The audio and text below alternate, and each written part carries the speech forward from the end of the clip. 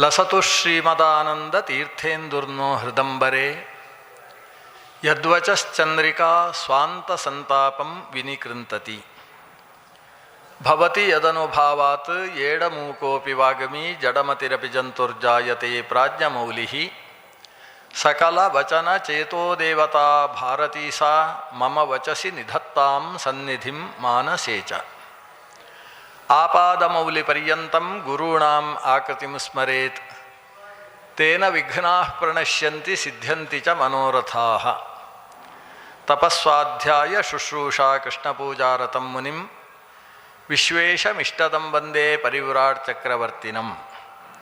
ಶ್ರೀಗುರುಭ್ಯೋ ನಮಃ. ಧರ್ಮಪ್ರೋಜ್ಜಿತಕೈತವೋತ್ರ ಪರಮೋ ನಿರ್ಮತ್ಸರಾಣಾಂ ಸತಾಂ ವೇದ್ಯಂ ವಾಸ್ತವಮತ್ರ ವಸ್ತು ಶಿವದಂ ತಾಪತ್ರಯೋನ್ಮೂಲನಂ. ಶ್ರೀಮದ್ಭಾಗವತೆ ಮಹಾಮುನಿಕೃತೆ ಕಿಂ ವಾ ಪರೈರೀಶ್ವರಃ ಸದ್ಯೋ ಹೃದ್ಯವರುಧ್ಯತೇತ್ರ ಕೃತಿಭಿಃ ಶುಶ್ರೂಷುಭಿಸ್ತತ್ಕ್ಷಣಾತ್.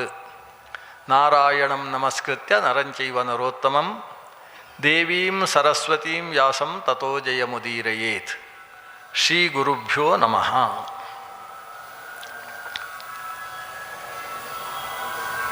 ಕಾಮ್ಯಕರ್ಮಗಳಿಂದ ಮನಸ್ಸನ್ನು ಸೆಳೆದು ನಿಷ್ಕಾಮ ಕರ್ಮಗಳ ಮೂಲಕ ಅಂತಃಕರಣವನ್ನು ಶುದ್ಧವನ್ನಾಗಿಸಿಕೊಂಡು ಶುದ್ಧವಾದ ಅಂತಃಕರಣದಲ್ಲಿ ಭಗವಂತನ ಕರ್ಷಣೆ ಅಥವಾ ಭಗವಂತನನ್ನು ಅಂಟಿಸಿಕೊಳ್ಳುವ ಕೆಲಸ ನಡೆಸಬೇಕು. ಅದು ನಡೆಸಬೇಕು ಅಂತಾದರೆ ಪ್ರಪಂಚವನ್ನು ಸ್ವಪ್ನದಂತೆ ಅಂತ ಅವ ತಿಳಿಯಬೇಕು ಅನ್ನುವಷ್ಟು ವಿಷಯಗಳನ್ನು ನಾವು ನಿನ್ನೆ ಅವಲೋಕನ ಮಾಡಿದ್ದು. ಸ್ವಪ್ನದಲ್ಲಿ ಕಾಣತಕ್ಕಂತಹ ವಸ್ತು ಅದು ನಮ್ಮ ಇಚ್ಛೆಗೆ ಅನುಗುಣವಾಗಿ ಕಾಣಿಸುವುದಿಲ್ಲ. ನಾವು ಆ ವಿಷಯದಲ್ಲಿ ಸಂಪೂರ್ಣ ಅಸ್ವತಂತ್ರರಿದ್ದೇವೆ. ಅಲ್ಲದೆ ಸ್ವಪ್ನದಲ್ಲಿ ಕಾಣಿಸಿದ ವಸ್ತು ನಶ್ವರ, ದೀರ್ಘಕಾಲದ ತನಕ ಕಾಣಿಸುತ್ತೆ ಅಂತ ಭಾವನೆ ಬರ್ತದೆ, ಆದರೆ ಅತ್ಯಂತ ನಶ್ವರ, ತಾತ್ಕಾಲಿಕವಾದ ವಸ್ತು. ಹಾಗೆಯೇ ಈ ಪ್ರಪಂಚದ ಪರಸ್ಪರ ಸಂಬಂಧಗಳು, ಪ್ರಪಂಚದಲ್ಲಿ ನಾವು ಅರ್ಜನೆ ಮಾಡತಕ್ಕಂತಹ ಸುಖಭೋಗ ಸಾಧನ ವಸ್ತುಗಳು ಇವೆಲ್ಲವೂ ನಶ್ವರವಿದ್ದಾವೆ. ಆ ವಸ್ತುಗಳ ಬಗ್ಗೆ ನಮಗೆ ಸ್ವಾತಂತ್ರ್ಯ ಇಲ್ಲ. ಆದರೆ ನಾವು ಆ ವಿಷಯದಲ್ಲಿ ಸ್ವತಂತ್ರರು ಅಂತ ಭ್ರಮಿಸ್ತಾ ಇದ್ದೇವೆ. ಈ ಎಚ್ಚರ, ನನಗಿರುವಂಥದ್ದು ಸ್ವಾತಂತ್ರ್ಯ ಅಲ್ಲ, ಸ್ವಾತಂತ್ರ್ಯದ ಭ್ರಮೆ ಅನ್ನುವ ಎಚ್ಚರವನ್ನು ನಾವು ಸ್ವಪ್ನ ದೃಷ್ಟಾಂತದಿಂದ ಕಾಣಬೇಕು ಅನ್ನುವ ವಿಷಯ ನಿನ್ನೆ ಗಮನಿಸಿದ್ದೇವೆ. ನಮ್ಮ ಬುದ್ಧಿ ಭಗವಂತನಲ್ಲಿ ಆಸಕ್ತವಾಗಿ ಭಗವದಧೀನವಾಗಿ ಎಲ್ಲವೂ ಕೂಡ ಅಸ್ವತಂತ್ರವಾಗಿ ನಡೆಯುತ್ತೆ ಅನ್ನುವುದು ಗಟ್ಟಿಯಾಗಬೇಕು ಅಂತಾದರೆ ಏನು ಮಾಡಬೇಕು ಅಂತ ಮುಂದಿನ ಪ್ರಶ್ನೆ, ಉದ್ಧವನೇ ಕೇಳುವ ಪ್ರಶ್ನೆ. ಅದಕ್ಕೆ ಕೃಷ್ಣ ಕೊಡುವ ಉತ್ತರ, ನಿವರ್ತತೆ ತತ್ ಪುನರೀಕ್ಷಯೈವ ನ ಗೃಹ್ಯತೆ ನಾಪಿ ವಿಸೃಜ್ಯ ಆತ್ಮ ಪೂರ್ವಂ ಗೃಹೀತಂ ಗುಣಕರ್ಮ ಚಿತ್ರಂ ಅಜ್ಞಾನಮಾತ್ಮನ್ಯವಿವಿಕ್ತಮಂಗ. ಭಗವಂತನ ಗುಣಗಳ ಬಗ್ಗೆ, ಕರ್ಮಗಳ ಬಗ್ಗೆ ನಿರಂತರ ಆಲೋಚನೆ ಮಾಡಬೇಕು.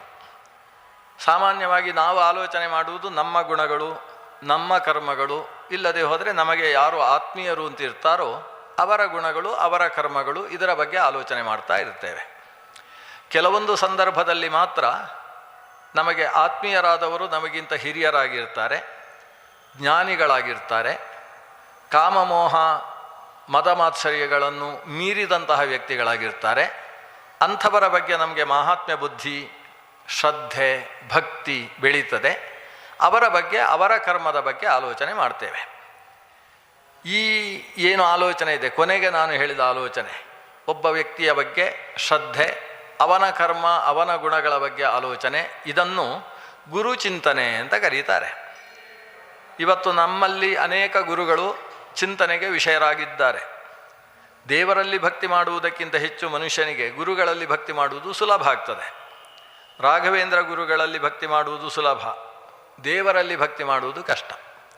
ಅಥವಾ ಪೇಜಾವರ ಶ್ರೀ ವಿಶ್ವೇಶತೀರ್ಥ ಶ್ರೀಪಾದರಲ್ಲಿ ಭಕ್ತಿ ಮಾಡುವುದು, ಅವರನ್ನು ಗುಣಗಾನ ಮಾಡುವುದು, ಅವರ ಕರ್ಮಗಳ ಬಗ್ಗೆ ಆಲೋಚನೆ ಮಾಡುವುದು ಸುಲಭ, ದೇವರ ಗುಣಕರ್ಮಗಳ ಆಲೋಚನೆ ಮಾಡುವುದು ಕಷ್ಟ.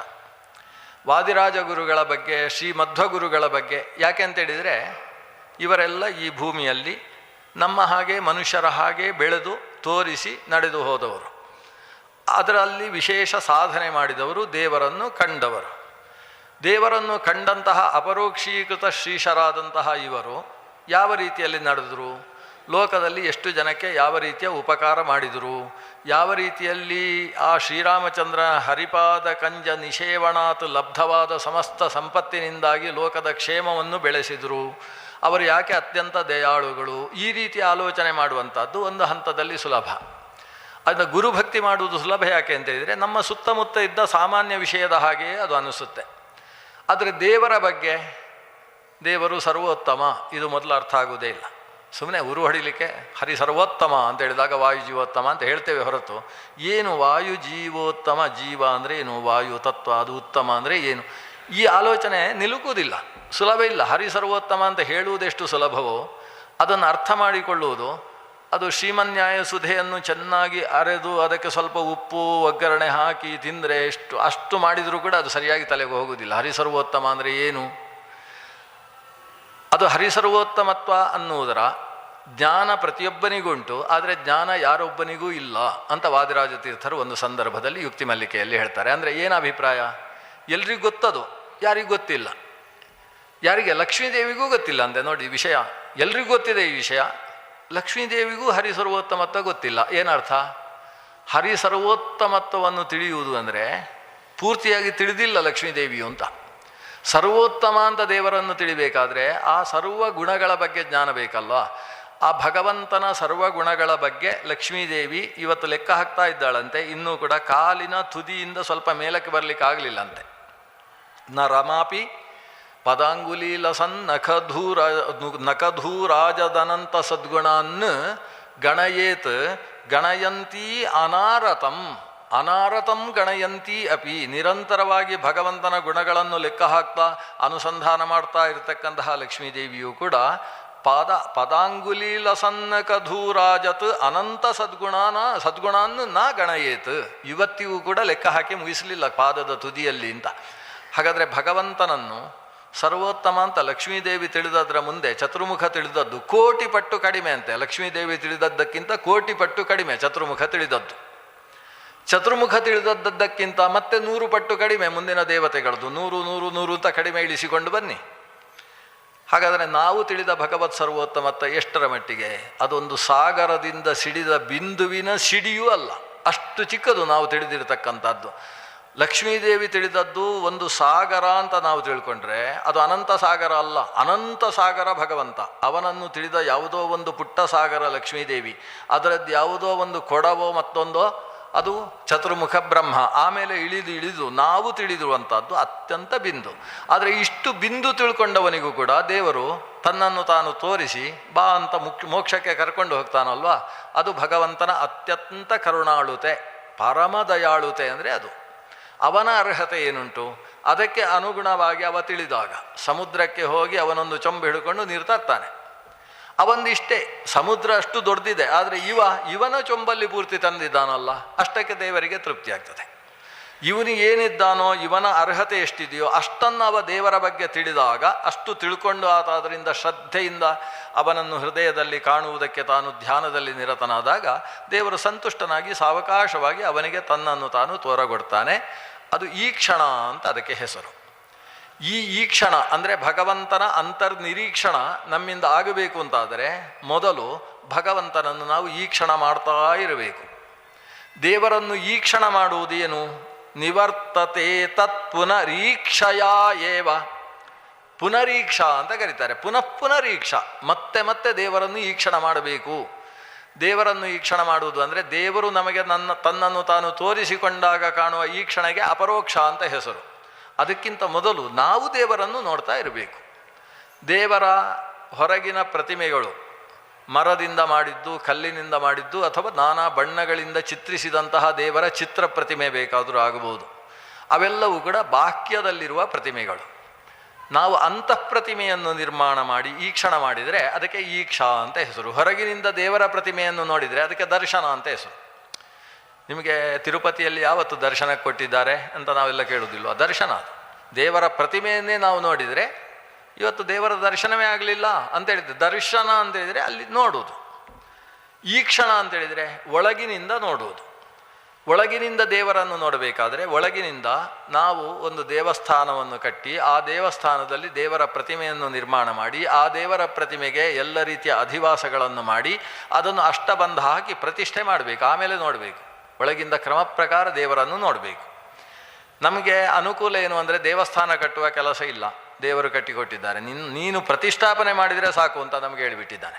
ದೇವಸ್ಥಾನ ಕಟ್ಟಿಯಾಗಿದೆ, ದೇವಸ್ಥಾನದ ಸುತ್ತ ಅಂಗಣ ಇದೆ, ಆ ಅಂಗಣದ ಒಳಗೆ ಗರ್ಭಗುಡಿ ಇದೆ, ಗರ್ಭಗುಡಿಗೆ ದ್ವಾರ ಇದೆ, ಆ ದ್ವಾರದಲ್ಲಿ ಜಯ ವಿಜಯರನ್ನು ನಿಲ್ಲಿಸಿ ಆಗಿದೆ. ಎಲ್ಲ ಕೆಲಸ ದೇವರು ಮಾಡಿಟ್ಟಿದ್ದಾನೆ. ಇನ್ನು ಒಳಗೆ ಪ್ರತಿಷ್ಠೆ ಮಾಡುವ ಕೆಲಸ ಮಾತ್ರ ನಮಗೆ ಬಿಟ್ಟಿದ್ದಾನೆ. ಪ್ರತಿಷ್ಠೆ ಮಾತ್ರ ಅಲ್ಲ, ಪ್ರತಿಮಾ ನಿರ್ಮಾಣವನ್ನು ನಾವೇ ಮಾಡಬೇಕು. ಅದಕ್ಕೆ ಸ್ವಲ್ಪ ಶಿಲ್ಪಶಾಸ್ತ್ರ ತಿಳ್ಕೊಂಡಿರಬೇಕು.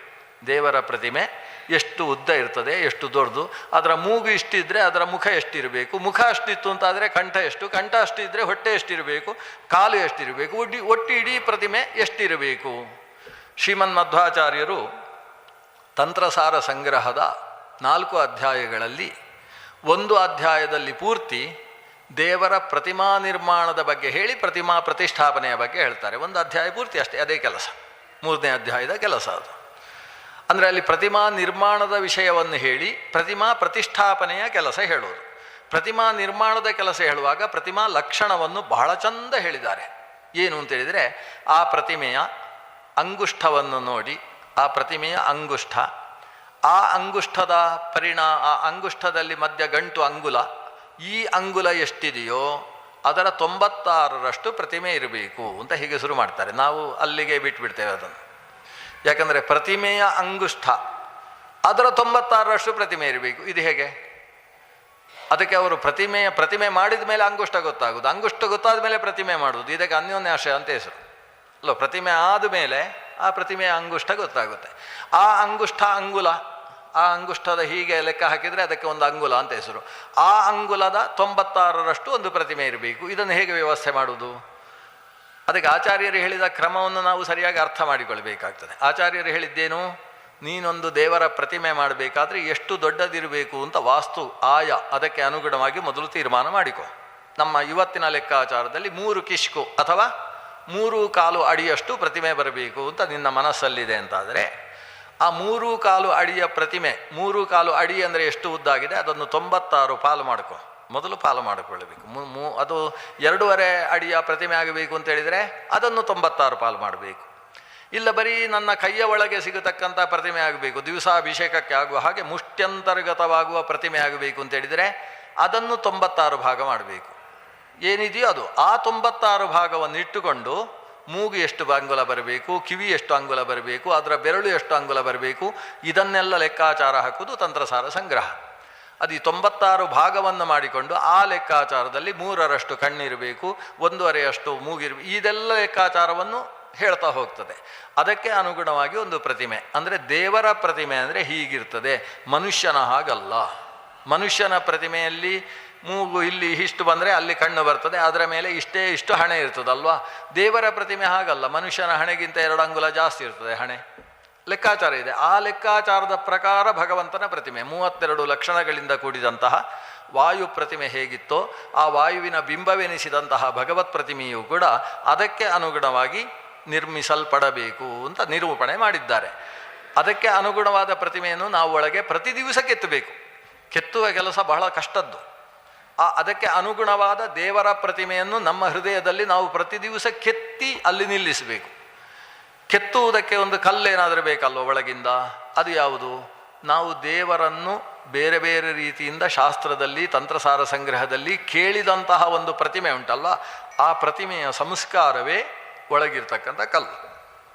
ನಾವು ದೇವರ ಬಗ್ಗೆ ಕೇಳಿ ತಿಳಿದದ್ದು ಗುಣಗಳಿರ್ಬೋದು, ಕರ್ಮ ಇರ್ಬೋದು. ಅದು ಸಾಮಾನ್ಯ ಗುಣ ಅಲ್ಲ, ಸಾಮಾನ್ಯ ಕರ್ಮ ಅಲ್ಲ ಭಗವಂತನದ್ದು. ಚಿತ್ರ ಗುಣಕರ್ಮ ಚಿತ್ರಂ ಪೂರ್ವಂ ಗೃಹೀತಂ ಗುಣಕರ್ಮ ಚಿತ್ರಂ. ಅಂದರೆ ಮೊದಲೇ ನಾವು ದೇವರ ಬಗ್ಗೆ ಅವನ ನಾನಾ ಗುಣಗಳು, ಅವನ ಕರ್ಮಗಳು. ಚಿತ್ರಂ ಅಂದರೆ ಸುಂದರ ಅಂತ ಅರ್ಥ. ಸಂಸ್ಕೃತದಲ್ಲಿ ಚಿತ್ರ ಅಂದರೆ ಕನ್ನಡದಲ್ಲಿ ಹೇಳಿದ ಹಾಗೆ ಚಿತ್ರ ಅಂತ ಅರ್ಥ ಅಲ್ಲ.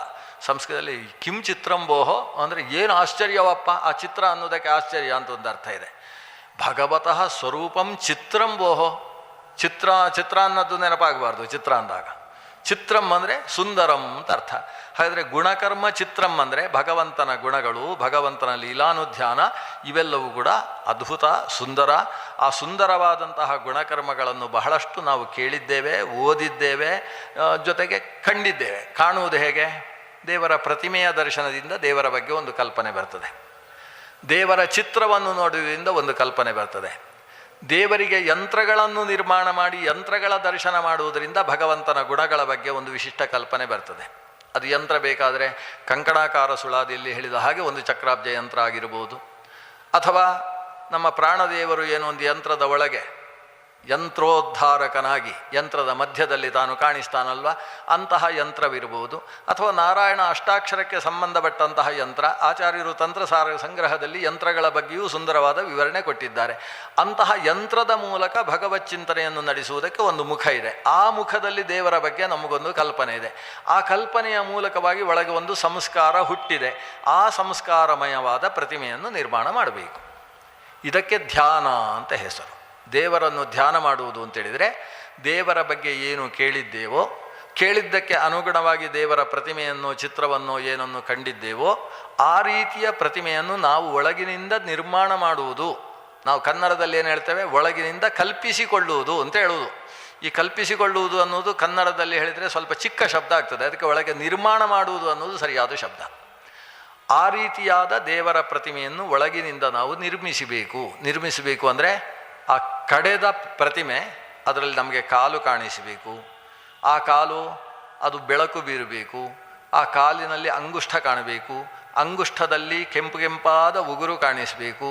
ಆ ಉಗುರಿನಿಂದ ಹುಣ್ಣಿಮೆಯ ದಿವಸ ಉದಯಿಸಿ ಸ್ವಲ್ಪ ಮಾತ್ರ ಮೇಲೆ 2 ಗಳಿಗೆಯಷ್ಟು ಹೊತ್ತು ಮೇಲೆ ಬಂದಿರತಕ್ಕಂತಹ ಚಂದ್ರನಿಂದ ಹೊರಬೀರತಕ್ಕಂತಹ ಶರದೃತುವಿನ ಚಂದ್ರಿಕೆ, ಶರಚ್ಚಂದ್ರಿಕಾ ಅಂತ ಹೆಸರು ಅದಕ್ಕೆ. ಆ ಶರದೃತುವಿನಲ್ಲಿ ಬಹಳ ಚೆನ್ನಾಗಿ ಏನು ಚಂದ್ರನ ಬೆಳಕು ಹೊರಸೂಸ್ತದೆ, ಆ ರೀತಿಯಲ್ಲಿ ಭಗವಂತನ ಅಂಗುಷ್ಟದ ತುದಿಯಿಂದ ಹೊರಸೂಸತಕ್ಕಂತಹ ಜ್ಯೋತ್ಸ್ನಾವನ್ನು ನಾವು ಚಿಂತನೆ ಮಾಡಬೇಕು. ಆ ಜ್ಯೋತ್ಸ್ನಾದಿಂದ ನಮ್ಮ ಹೃದಯದಲ್ಲಿದ್ದಂತಹ ಎಲ್ಲ ರೀತಿಯ ಅಜ್ಞಾನವೆಂಬ ಕತ್ತಲೆ ಹರಿದು ನುಚ್ಚು ನೂರಾಗಿ ಬೆಳಕಾಗಿದೆ ಅಂತ ಯೋಚಿಸಬೇಕು. ಈ ಹೃದಯದಲ್ಲಿ ದೇವರ ಪಾದದಿಂದ ಹಿಡಿದು ಅಲ್ಲಿಂದ ಜಾನು ಪ್ರದೇಶ, ಅಲ್ಲಿಂದ ಅವನ ಮಧ್ಯಪ್ರದೇಶ, ಉದರ, ನಾಭಿಯಿಂದ ಆವಿರ್ಭವಿಸಿದಂತಹ ಲೋಕ ಸರೋರುಹದಲ್ಲಿ ಕುಳಿತಂತಹ ಚತುರ್ಮುಖ ಬ್ರಹ್ಮ, ಮೇಲೆ ಉರಸ್ಸು, ಅಲ್ಲಿ ಶೋಭಿಸ್ತಕ್ಕಂತಹ ಕೌಸ್ತುಭ, ಪಕ್ಕದಲ್ಲೇ ಕಾಣಿಸ್ತಕ್ಕಂತಹ ಶ್ರೀವತ್ಸ ಲಕ್ಷ್ಮ, ಅಲ್ಲಿರತಕ್ಕಂತಹ ಸುದರ್ಶನ ಚಕ್ರ, ಪಾಂಚಮಗಳು, ಇವೆಲ್ಲವುಗಳಿಂದ ಮೇಲೆ ಕಾಣಿಸುವ ಸುಂದರವಾದ ಭಗವಂತನ ದೃಷ್ಟಿ. ಯಾವ ದೃಷ್ಟಿ ನಮ್ಮ ಮೇಲೆ ಬಿದ್ದಾಗ ನಮ್ಮ ಮೇಲೆ ಇರತಕ್ಕಂತಹ ಸಮಸ್ತ ದುಃಖ ಸಾಗರ ಎಲ್ಲವೂ ಕೂಡ ಒಣಗಿ ಹೋಗಿ ಅದರಲ್ಲಿರ್ತಕ್ಕಂತಹ ನಾನಾ ತಾಪತ್ರಯಗಳೆಂಬ ಮೊಸಳೆಗಳು, ಮೀನುಗಳು, ಮಕರಗಳು ಅವುಗಳೆಲ್ಲ ನಾಶವಾಗಿ ನಾವು ಶಾಂತವಾಗಿ ಆ ಕಣ್ಣಿನಿಂದ ಹೊರಬರತಕ್ಕಂತಹ ತಂಪು ನೀರಿನಿಂದ ಅಭಿಷಿಕ್ತರಾಗಿ ಶುದ್ಧವಾಗುವ ಭಾವವನ್ನು ನಾವು ನಮ್ಮಲ್ಲಿ ಅನುಭವಿಸಬೇಕು. ಇದನ್ನು ಕಾಣುವುದಕ್ಕೆ ಹೆಸರು ಈಕ್ಷಾ ಅಂತ ಹೆಸರು. ಒಳಗಿನಿಂದ ಭಗವಂತನನ್ನು ಈಕ್ಷಣ ಮಾಡುವುದು. ಇದನ್ನು ಈಕ್ಷಣೆ ಮಾಡ್ತಾ ಇದ್ದರೆ ನಮಗೆ ಲೋಕದ ಕಾಮನೆಗಳ ಬಗ್ಗೆ ಇದ್ದಂತಹ ಒಂದು ಸೆಳೆತ ಅದು ನಿವರ್ತತೆ ತತ್ ಪುನಃ ಈಕ್ಷಯೈವ. ಭಗವಂತನ ಅಂತರ್ನಿರೀಕ್ಷೆಯಿಂದ, ಅದು ಬರೀ ನಿರೀಕ್ಷೆ ಅಲ್ಲ, ಪುನರೀಕ್ಷ ಅಂದರೆ ಒಂದು ಬಾರಿ ದೇವರನ್ನು ಹೃದಯದಲ್ಲಿ ನೋಡ್ತಾ ಇದ್ದೇವೆ, ಲೌಕಿಕವಾದ ಯಾವುದೋ ಸೆಳೆತ ನಮ್ಮನ್ನು ಹೊರಗೆ ತರ್ತದೆ. ಹೊರಗೆ ತಂದ ಮೇಲೆ ಪುನರೀಕ್ಷೆ ಆಗಬೇಕು. ಮತ್ತೆ ಮನಸ್ಸನ್ನು ಬುದ್ಧಿಯನ್ನು ಒಳಗೆ ಎಳೆದು ಅದೇ ರೂಪದಲ್ಲಿ ತಂದು ನಿಲ್ಲಿಸಬೇಕು. ಈ ಪ್ರತಿಮಾ ನಿರ್ಮಾಣ ಹೊರಗಿದ್ದು ಸುಲಭ. ಪ್ರತಿಮೆಯನ್ನು ನೀರಿನಲ್ಲಿ ನಿರ್ಮಾಣ ಮಾಡಲಿಕ್ಕೆ ಹೇಳ್ತಾರೆ ಆಚಾರ್ಯರು. ಜಲೇವಾಥ ಸ್ಥಲೇವಾಪಿ ಅಂತ ಹೇಳ್ತಾರೆ. ನೀರಿನಲ್ಲಿ ಬೇಕಾದರೂ ದೇವರ ಪ್ರತಿಮೆ ಎತ್ತರ ಬರೀರಿ ಅಂತ. ನಿಮ್ಮ ಕೈಯ ಬೆರಳು, ಅದು ಕೂಡ ಕಿರು ಬೆರಳಿನಿಂದ ನೀರಿನಲ್ಲಿ ಯಂತ್ರ ಬರೆದು ಆ ನೀರಿನಲ್ಲಿ ಪೂಜೆ ಮಾಡುವುದಕ್ಕೆ ಹೇಳ್ತಾರೆ. ಇದು ಸಾಧ್ಯವಾಗ್ತದ ನಮಗೆ? ಹರಿಯುವ ನೀರು, ಗಂಗೆಯ ತೀರದಲ್ಲಿ ಕೂತಿದ್ದೇವೆ, ಗಂಗೆ ಹರಿತಾ ಉಂಟು, ಅದರಲ್ಲಿ ಒಂದು ಯಂತ್ರ ಬರೆಯೋದು. ನಾವು ಬರೆದ ಯಂತ್ರ ಎಲ್ಲಿ ಹೋಯ್ತು? ಅಲ್ಲಿ ಹೋಗಿ ಸಮುದ್ರಕ್ಕೆ ಸೇರ್ತಾ ಇರ್ತದೆ ಯಂತ್ರ.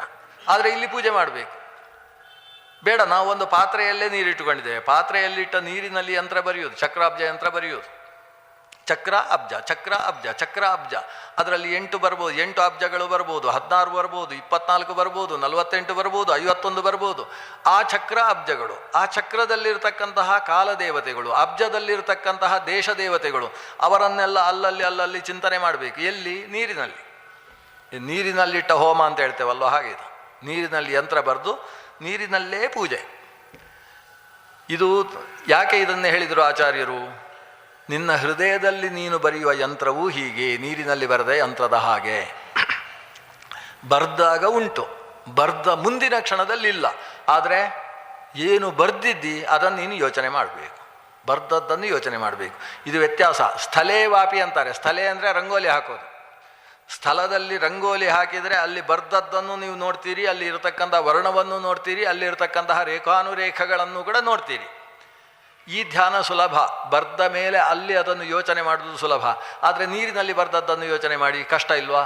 ಮೊದಲು ನೆಲದಲ್ಲಿ ಅಭ್ಯಾಸ ಮಾಡಬೇಕು, ಆಮೇಲೆ ಜಲದಲ್ಲಿ ಅಭ್ಯಾಸ ಮಾಡಬೇಕು, ಆಮೇಲೆ ಹೃದಯದಲ್ಲಿ ಅಭ್ಯಾಸ ಮಾಡಬೇಕು. ಇದು ಅಥವಾ ಕೇವಲ ಸ್ಥಳೇ ಹೃದಯ ವಾ ಅಚಲೇ ವಾಪಿ ಆಚಾರ್ಯರು ಹೇಳುವುದು. ಹೃದಯದಲ್ಲಾದರೂ ಸರಿ, ಹೃದಯದಲ್ಲಿ ದೇವರನ್ನು ಆಲೋಚನೆ. ಆ ಹೃದಯದಲ್ಲಿ ಆಲೋಚನೆ ಮಾಡುವುದಕ್ಕೆ ಒಂದು ರೀತಿ ಕಸರತ್ತು ಮಾಡಬೇಕು, ತುಂಬ ಕಸರತ್ತದು.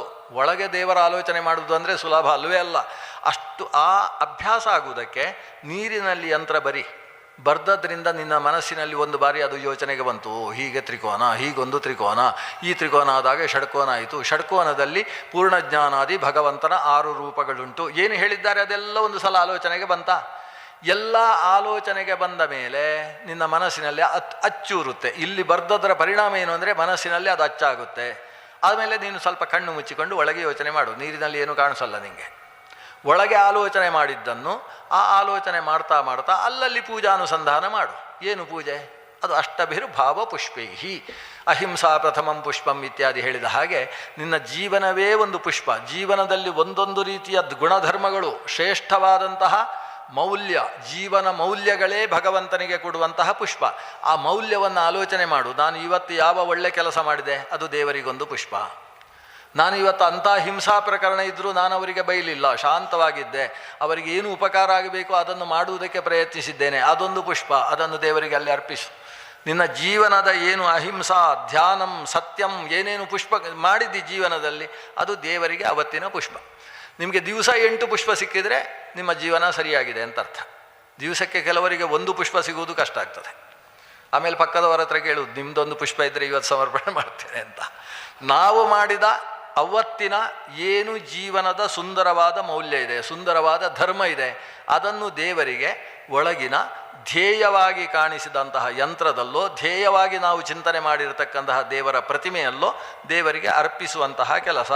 ಈ ರೀತಿ ನೀನು ಪುನರೀಕ್ಷಾ ಮಾಡ್ತಾ ಇದ್ದರೆ, ಮತ್ತೆ ಮತ್ತೆ ಹೃದಯದಲ್ಲಿ ಭಗವತ್ ಸ್ವರೂಪದ ಚಿಂತನೆ ಮಾಡ್ತಾ ಅದಕ್ಕೆ ನಿಮ್ಮ ಭಾವಪುಷ್ಪಗಳನ್ನು ಮಾನಸ ಪೂಜೆಯ ಮೂಲಕ ಅರ್ಪಣೆ ಮಾಡ್ತಾ ಇದ್ದರೆ ಆವಾಗ ಗೃಹ್ಯತೆ, ಪುನರೀಕ್ಷಯೈವ ಗೃಹ್ಯತೆ.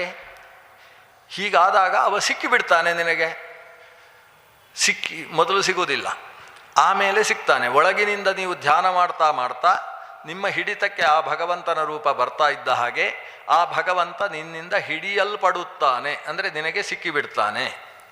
ಸಿಗುವುದು ಅಂದರೆ ಈಗ ಆರಂಭದ ಹಂತದಲ್ಲಿ ನಮ್ಮ ಧ್ಯಾನದಲ್ಲಿ ದೇವರು ಓಡಿ ಹೋಗ್ತಾ ಇರ್ತಾರೆ, ಮತ್ತೆ ಹಿಡ್ಕೊಂಡು ಬರಬೇಕು. ದೇವರಿಗೆ ಓಡುವುದು ಅಂದರೆ ಭಾರಿ ಇಷ್ಟ. ಯಶೋದೆಯನ್ನೇ ಬಿಡಲಿಲ್ಲ ಕೃಷ್ಣ, ಓಡಿಸಿಕೊಂಡು ಇವಳು ಹೋದಲ್ಲಿಗೆ ಅವನು ಒಂದು 10 ಅಂಗುಲ ಮುಂದೆ ಅಂತೆ. ಅತ್ಯತಿಷ್ಠ ದಶಾಂಗುಲ ಅಂತ. ಇವಳು ಎಷ್ಟೆಷ್ಟು ಬೆನ್ನು ಹತ್ತಿ ಬರ್ತಾಳೆ, ಸಿಕ್ಕಿದ ಅನಿಸೋದು 10 ಅಂಗುಲ ಮುಂದೆ ಇರ್ತಾನೆ ಅವ, ಕೊನೆಗೂ ಸಿಗುವುದಿಲ್ಲ. ತದ್ಧಾವತೋನ್ಯಾನ್ ಅತ್ಯೇತಿ ತಿಷ್ಠತ್ ತಸ್ಮಿನ್ನಪೋ ಮಾತರಿಶ್ವ ದಧಾತಿ ಇಂತ ಈಶಾವಾಸ್ಯೋಪನಿಷತ್ತು ಹೇಳುತ್ತೆ. ಧಾವತಃ ಅನ್ಯಾನ್, ಬೆನ್ನು ಹತ್ತಿ ಬರತಕ್ಕಂತಹ ಬೇರೆಯವರನ್ನು ಅತ್ಯೇತಿ, ಅದು ಮೀರಿ ಇರ್ತದೆ. ಹೇಗೆ? ತಾನು ಓಡ್ತಾ ಇರ್ತಾನ? ಇಲ್ಲಂತೆ. ತಿಷ್ಠತ್, ನಿಂತಲ್ಲೇ ಇರ್ತಾನಂತೆ. ನಿಂತಲ್ಲೇ ಇರತಕ್ಕಂತಹ ಭಗವಂತ ಓಡಿಸಿಕೊಂಡು ಬರತಕ್ಕಂತಹ ಪ್ರತಿಯೊಬ್ಬರಿಗೂ ಕೂಡ ಸಿಕ್ಕಿದೆ ಅಂತ ಹೇಳ್ತಾ ಅತ್ಯೇತಿ, ಮೀರಿಯೇ ಮುಂದೆ ಇರ್ತಾನೆ. ನಮ್ಮ ನೆರಳಿನ ಜುಟ್ಟನ್ನು ಹಿಡಿಯುವುದಕ್ಕೆ ಓಡುವ ನಮ್ಮ ಹಾಗೆ ಪೂರ್ವದಲ್ಲಿ ಸೂರ್ಯ ಉದಯಿಸ್ತಾ ಇದ್ದಾಗ ನಾವು ಪಶ್ಚಿಮಕ್ಕೆ ಮುಖ ಹಾಕಿದರೆ ನಮ್ಮ ಜುಟ್ಟು ಕಾಣಿಸ್ತದೆ, ಅಷ್ಟು ದೂರ ಇರ್ತದೆ. ಸೂರ್ಯನ ಬಿಸಿಲು ನಮ್ಮ ಮೇಲೆ ಬಿದ್ದು ಆ ಕಡೆ ಅಲ್ಲಿ ಜುಟ್ಟು ಕಾಣಿಸ್ತದೆ. ನನ್ನ ಜುಟ್ಟು ಹಿಡಿಬೇಕು, ಅಲ್ಲೇ ಉಂಟು ಅಂತ ಓಡ್ಲಿಕ್ಕೆ ಶುರು ಮಾಡೋದು. ನಿಮ್ಗೆ ಯಾವಾಗ ಸಿಗ್ತದೆ? ಮಧ್ಯಾಹ್ನದ ಹೊತ್ತು ಸಿಗ್ಲಿಕ್ಕೆ ಸಾಕು. ಯಾಕಂದರೆ ಜುಟ್ಟು ಕಾಲಾಡಿಗೆ ಬರುವುದರಿಂದ. ನಮ್ಮ ನೆರಳಿನ ಜುಟ್ಟು ನಾವು ಹಿಡಿಬೇಕು ಅಂತ ಹೇಳಿದರೆ ಅಷ್ಟು ಪಕ್ಕದಲ್ಲೇ ಇದೆ. ಆದರೆ ನೀನು ಓಡ್ತಾ ಇದ್ದಾಗ ಏನಾಗ್ತದೆ, ಅದು ಅಷ್ಟು ದೂರವೇ ಇರ್ತದೆ. ಆದರೆ ಅದು ಓಡ್ತದಾ? ಇಲ್ಲ, ಓಡುವುದು ನೀನು ಮಾತ್ರ. ಅದು ತಿಷ್ಠತ್, ನಿಂತಲ್ಲಿಂದಲೇ ನಿನಗೆ ಸಿಗದೇ ಇರುವ ಹಾಗೆ ನಿನ್ನ ಹತ್ತಿರದಲ್ಲಿದ್ದರೂ ಕೂಡ ನಿನಗಿಂತ ದೂರವಾಗುವುದಿಲ್ವೇ? ಹಾಗೆ ನೀನು ಪ್ರತಿಬಿಂಬ, ಅವನು ಬಿಂಬ.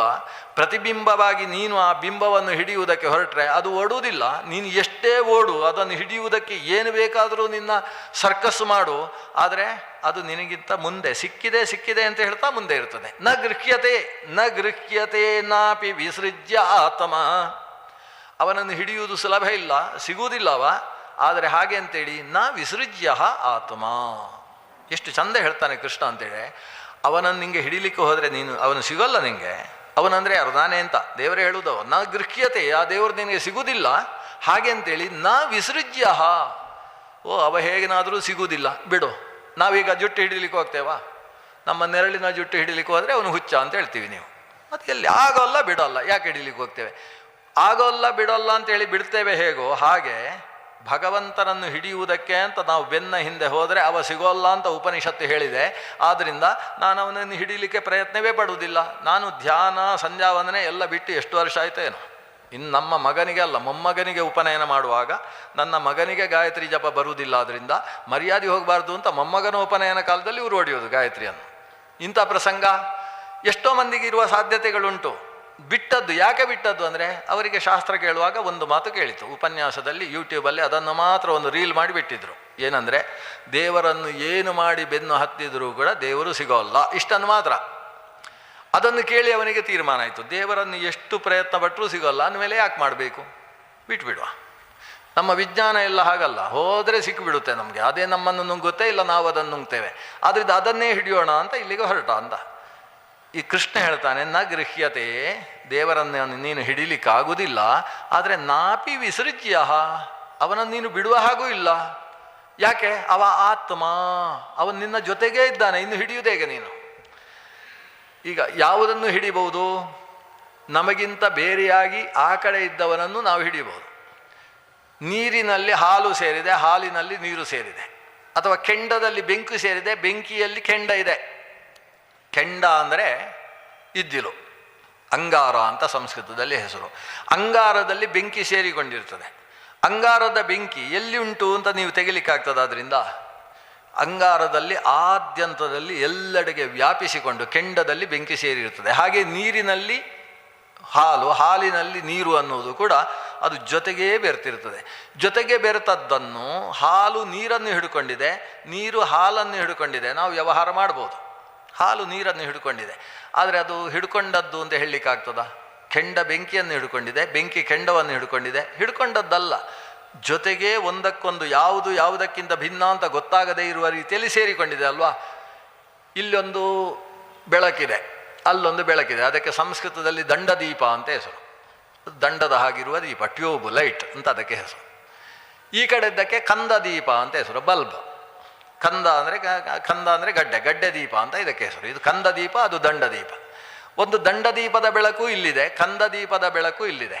ಇದರಲ್ಲಿ ದಂಡದೀಪದ ಬೆಳಕು ಬೇರೆ ಮಾಡಿ ಕಂದ ದೀಪದ ಬೆಳಕು ಬೇರೆ ಮಾಡಲಿಕ್ಕಾಗ್ತದ ಮನುಷ್ಯನಿಗೆ ಬಿಡಿ, ಬೇರೆಯವರಿಗೂ ಮಾಡಲಿಕ್ಕಾಗುವುದಿಲ್ಲ. ಯಾಕಂದರೆ ಆ ಬೆಳಕು ಅದು ಅಪ್ರತಿಘವಾಗಿ ಈ ಬೆಳಕಿನ ಒಳಗೆ ಆ ಬೆಳಕು, ಆ ಬೆಳಕಿನ ಒಳಗೆ ಈ ಬೆಳಕು ಸೇರಿಕೊಳ್ತದೆ. ಹಾಗೆಯೇ ಜೀವನೂ ಜ್ಯೋತಿರೂಪ, ಭಗವಂತನೂ ಜ್ಯೋತಿಸ್ವರೂಪ. ಪರಂಜ್ಯೋತಿಯಾದಂತಹ ಭಗವಂತ ಜೀವನ ಒಳಗೆ ಸೇರಿದ್ದಾನೆ, ಜೀವ ಭಗವಂತನ ಒಳಗೆ ಸೇರಿದ್ದಾನೆ. ಜೀವ ಪರಮಾತ್ಮ ಅನ್ನೋದು ಹಾಲು ನೀರಿನ ಸಂಬಂಧ ಅಂತ ರುದ್ರದೇವರ ಪರಮ ಭಕ್ತರಾದ, ರುದ್ರದೇವರ ಹತ್ರ ಬರ್ತಾ ಇದ್ದಾರೆ, ನಾಳೆಲ್ಲ ನಾಡಿದ್ದು ಬಂದೇ ಬಿಡ್ತಾರೆ. ಅವರ ಪರಮ ಭಕ್ತರಾದ ವಿಷ್ಣು ತೀರ್ಥರು ನವವೃಂದಾವನ ಗಡ್ಡೆಯಲ್ಲಿ ಕುಳಿತು ಬರಿತಾ ಈ ವಿಷಯಗಳನ್ನೆಲ್ಲ ಬರೀತಾರೆ. ಇನ್ನೂ ಚಂದ, ನಾವು ಯಾವುದು ಚತುರ್ದಶಿ ಷೋಡಶಿ ಅಂತ ಗ್ರಂಥಗಳುಂಟು. ಚತುರ್ದಶಿ ಷೋಡಶಿಗಳಲ್ಲಿ ನಿರೂಪಣೆ ಮಾಡುವುದು ಇದನ್ನೆಲ್ಲ. ಜೀವ ಪರಮಾತ್ಮನ ಸಂಬಂಧ ಎಷ್ಟು ಗಾಢವಾಗಿದೆ ಅದನ್ನು ಬಿಡಿಸಿ ನೋಡುವುದು ಎಷ್ಟು ಕಷ್ಟ. ಜೀವ ಪರಮಾತ್ಮರ ಭೇದವನ್ನು ತಿಳಿಯುವುದು ತುಂಬ ಕಷ್ಟ. ನಾವು ಅಂದ್ಕೊಂಡಿದ್ದೇವೆ ಜೀವ ಪರಮಾತ್ಮರ ಭೇದ ಹೇಳುವುದು ದೊಡ್ಡ ವಿಷಯವ, ಎಷ್ಟು ಸುಲಭ. ದೇವರು ಸರ್ವೋತ್ತಮ, ಇವ ಅಧಮೋತ್ತಮ. ಅಧಮನಿಗೂ ಸರ್ವೋತ್ತಮನಿಗೂ ಎಷ್ಟು ಭೇದ, ಇದೂ ಕೆಲವರಿಗೆ ಗೊತ್ತಾಗಲಿಲ್ವೇ, ನಾವೇ ಆಗ್ಬೋದು ಅಂತ ಹೀಗೆ ಹೇಳಿಕೊಳ್ಳುವವರು ನಾವು. ಆದರೆ ಶ್ರೀಮನ್ ಮಧ್ವಾಚಾರ್ಯ ಹೇಳ್ತಾರೆ, ಭೇದವನ್ನು ತಿಳಿಯುವುದು ಸುಲಭ ಅಲ್ಲ. ಭಿದಾ ಸುಸಾಧ್ಯೇತ್ಯನುಮಾನ ಮತ್ರತೀಹಿ ಪ್ರಾಯುಜ್ಯತಾಶು ಪ್ರತಿಪಕ್ಷ ಭೀಷಣಂ. ಅಖಂಡತ ಅದನ್ನು ಖಂಡನೆ ಮಾಡಿ ಹಾಕಿದರು ಮಧ್ವಾಚಾರ್ಯರು. ಭೇದವನ್ನು ಸುಲಭವಾಗಿ ಸಾಧನೆ ಮಾಡಲಿಕ್ಕೆ ಸಾಧ್ಯವೇ ಇಲ್ಲ, ಸಾಧನೆ ಮಾಡಿ ತೋರಿಸಿ ಅಂತ ಎದುರುಗಡೆ ಅವರ ಹತ್ರ ಹೇಳಿದರು. ಮಧ್ವಾಚಾರ್ಯರ ಮುಂದೆ ಅವರಿಗೆ ಭೇದ ಸಾಧನೆ ಮಾಡಲಿಕ್ಕೆ ಆಗಲೇ ಇಲ್ಲ. ಜೀವ ಪರಮಾತ್ಮರ ಭೇದ ಸಾಧನೆ ಮಾಡಲಿಕ್ಕೆ ಆಗಲಿಲ್ಲ. ಯಾಕೆಂತೇಳಿದರೆ, ಜೀವ ಪರಮಾತ್ಮರು ಇಬ್ಬರು ಒಟ್ಟಿಗಿರುವಾಗ ಇದು ಇದು ಅಂತೇಳಿ ಅವೆರಡನ್ನು ಬೇರ್ಪಡಿಸಿ ತಿಳಿಯುವುದು ಇಶೀಕಾತ್ ಇವ. ಇಶೀಕ ಮತ್ತು ದರ್ಬೆಗಳು ಜೊತೆ ಸೇರಿದಾಗ ಅವೆರಡನ್ನು ಬೇರ್ಪಡಿಸುವುದು ಎಷ್ಟು ಕಷ್ಟವೋ ಅಷ್ಟು ಕಷ್ಟ ಅಂತ ಉಪನಿಷತ್ತು ಹೇಳ್ತದೆ. ಹಾಗೆ ಜೀವ ಪರಮಾತ್ಮರು ಭಿನ್ನರು, ಆದರೆ ಜೀವನಲ್ಲಿ ಸಂಪೂರ್ಣವಾಗಿ ವ್ಯಾಪಿಸಿಕೊಂಡಿದ್ದಾನೆ ಪುರುಷ ಅನ್ನುವ ರೂಪದಿಂದ ಭಗವಂತ. 4 ರೂಪಗಳು ಪ್ರಮುಖವಾಗಿ. ಒಂದು ಜೀವನಂಗುಷ್ಠಾಗ್ರ ಮೂರುತಿ. ನಾನು ಹೇಳೋದಕ್ಕಿಂತ ಮುಂಚೆ ಅವರೆಲ್ಲ ಹೇಳಿಬಿಡ್ತಾರೆ. ಜೀವನಂಗುಟ ಮಾತ್ರ ಮೂರುತಿ, ಜೀವನ ಪ್ರಾದೇಶ ಜೀವಾಕಾರ ರೂಪಗಳು. ಮುಂದಿದ್ದವರ ಹತ್ರ ಕೇಳ್ಕೊಳ್ಳಿ, ನಂಗೆ ಬರೋಲ್ಲ. ಇದು ಪ್ರಧಾನವಾದ 4 ರೂಪಗಳು. ಇಲ್ಲ ಉಪನಿಷತ್ತು ಹೇಳಬೇಕಾದ್ರೆ ಹೇಳೋಣ. ಉಪನಿಷತ್ತಿನಲ್ಲಿ ಬಂದ ವಿಷಯ, ಭಗವಂತ ಪ್ರಧಾನವಾಗಿ 4 ರೂಪದಿಂದ ಇಲ್ಲಿದ್ದಾನೆ. ಒಂದೇನು ಅಂದರೆ ಜೀವನಂಗುಷ್ಠಾಗ್ರ ಮೂರುತಿ. ನನಗೆ ಜೀವ ಅಂದರೆ ಏನು ಅಂತ ಗೊತ್ತಿಲ್ಲ, ಬೇಡ, ಶರೀರ ಇಟ್ಟುಕೊಳ್ಳಿ ಸದ್ಯಕ್ಕೆ. ಈ ಶರೀರದ ಅಂಗುಷ್ಠದ ಅಗ್ರ ಅಂದರೆ ಈ ತುದಿ. ಈ ತುದಿಯಷ್ಟೇ ದೊಡ್ಡ ಒಂದು ಮೂರ್ತಿ ಇದೆ. ಅದು ಈ ಅಂಗುಷ್ಠದ ಶರೀರ ತುದಿ ಅಲ್ಲ, ಜೀವನ ಅಂಗುಷ್ಠದ ಅಗ್ರದಷ್ಟು ಮೂರ್ತಿ. ಆ ಜೀವ ಏನು ಎತ್ತ ಈಗ ಸದ್ಯಕ್ಕೆ ಬೇಡ, ಇಲ್ಲಿಲ್ಲ, ಅದು ಬೇರೆ ಕಡೆಯ ವಿಷಯ. ಅದು ಅತ್ಯಂತ ಸೂಕ್ಷ್ಮ. ಆ ಜೀವನ ಅಂಗುಷ್ಠದ ಅಗ್ರದಷ್ಟು ದೊಡ್ಡ ಒಂದು ಮೂರ್ತಿ, ಅಗ್ರೇಶ ಅಂತ ಅದಕ್ಕೆ ಹೆಸರಿಡಿ. ಅದು ಅಗ್ರೇಶ, ಅಗ್ರದಷ್ಟೇ ಇರುವಂಥದ್ದಾದ್ರಿಂದ ಅಗ್ರೇಶ ಅಂತ ಕರೆಯೋದು. ಇನ್ನೊಂದು ಇಷ್ಟು ಸೂಕ್ಷ್ಮವಾದ ಮೂರ್ತಿಯ ಹಿಂದೆ, ಸ್ವಲ್ಪ ಹಿಂದೆ ಅಂದರೆ ಅದಕ್ಕೆ ತಾಗಿಕೊಂಡು ಇನ್ನೊಂದು ಭಗವಂತನ ರೂಪ ಇದೆ. ಅದೆಷ್ಟಿದೆ ಅಂದರೆ ಜೀವನಂಗುಟ ಮಾತ್ರ ಮೂರುತಿ. ಅದು ಜೀವನ ಅಂಗುಷ್ಟದಷ್ಟು ದೊಡ್ಡ ಮೂರ್ತಿ. ಮೊದಲು ಅಂಗುಷ್ಟದ ಅಗ್ರದಷ್ಟು ದೊಡ್ಡ ಮೂರ್ತಿ, ಈಗ ಎರಡನೇದ್ದು ಜೀವನ ಅಂಗುಷ್ಟದಷ್ಟು ದೊಡ್ಡ ಮೂರ್ತಿ. ಅಂದರೆ ಸೂಕ್ಷ್ಮವಾದ ಒಂದು ಸಾಸಿವೆ ಕಾಳಿನ ಹಿಂದೆ ಒಂದು ಹೆಸರು ಕಾಳು ಇಟ್ಟ ಹಾಗೆ ಒಂದು ಸಾಸಿವೆ ಕಾಳು ಮೂರ್ತಿ. ನಮ್ಮ ಹೊಸಪೇಟೆಗೆ ಹೋದರೆ ಸಿಗುತ್ತಲ್ವ ಸಾಸಿವೆ ಕಾಳು ಗಣಪತಿ, ಕಡಲೆಕಾಳು ಗಣಪತಿ ಎಲ್ಲ ಇದ್ದ ಹಾಗೆ ಒಂದು ಭಗವಂತನ ಸಾಸಿವೆ ಕಾಳು ಮೂರ್ತಿ. ಅದಕ್ಕೆ ಜೀವನಂಗುಷ್ಠಾಗ್ರ ಮೂರ್ತಿ ಅಂತ ಅಗ್ರೇಶ ಅಂತ ಹೆಸರು. ಮತ್ತೊಂದು ಅಂಗುಟ ಮಾತ್ರ ಮೂರ್ತಿ. ಮಾತ್ರ ಅಂದರೆ ಪರಿಮಾಣ ಅಂತ ಅರ್ಥ. ಅಂಗುಟ ಮಾತ್ರ ಅಂದರೆ ಅಂಗುಷ್ಟದಷ್ಟೇ ಇರುವ ಮೂರ್ತಿ ಅಂತ ಅರ್ಥ. ಅದು ಎರಡನೇ ಮೂರ್ತಿ ಆಯಿತು. ಇನ್ನೊಂದು ಮೂರ್ತಿ ಉಂಟು ಅದರ ಹಿಂದೆ. ಅದು ಜೋಳದಷ್ಟು ದೊಡ್ಡ, ಜೋಳದ ಏನು ಕರೀತಾರೆ, ಜೋಳದ ತೆನೆ. ನಮ್ಮಲ್ಲಿ ಅದಕ್ಕೆ ಜೋಳದ ಇದರಲ್ಲಿ ಬರ್ತದೆ, ನಮ್ಮ ಉಪನಿಷತ್ತು ಅದನ್ನು ಹೇಳ್ತದೆ.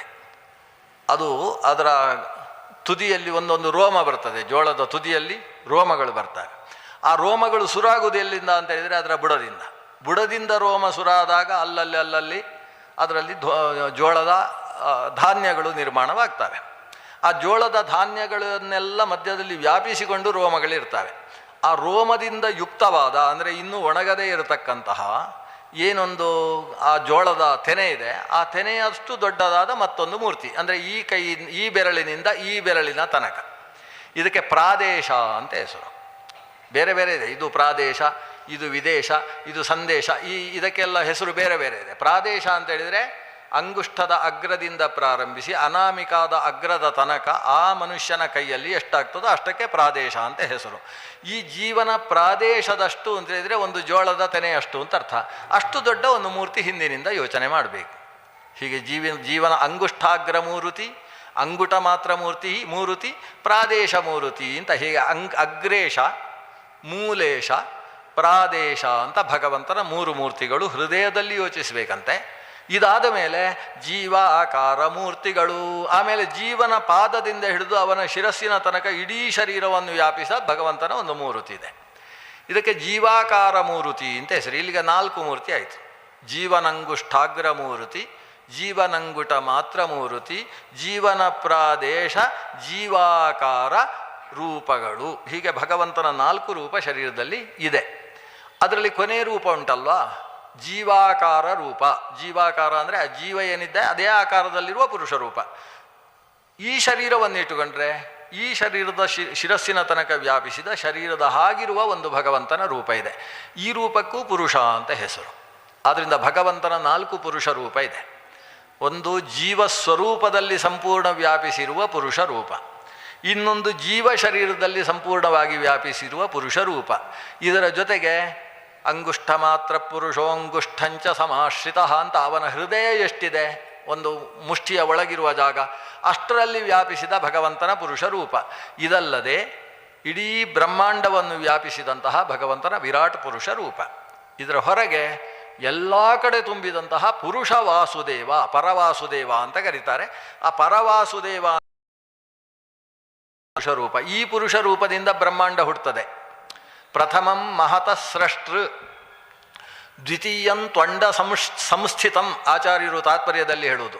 ಪ್ರಥಮಂ ಮೊದಲ ಪುರುಷ ರೂಪ ಯಾವುದು ಅಂದರೆ ಮಹತಃ ಸ್ರಷ್ಟೃ, ಮಹತ್ತತ್ವ, ಚತುರ್ಮುಖ ಬ್ರಹ್ಮ, ಅವನ ಶರೀರವೆನಿಸಿದಂತಹ ಬ್ರಹ್ಮಾಂಡ, ಇದನ್ನು ಸೃಷ್ಟಿಸಿರತಕ್ಕಂಥ ಭಗವಂತನ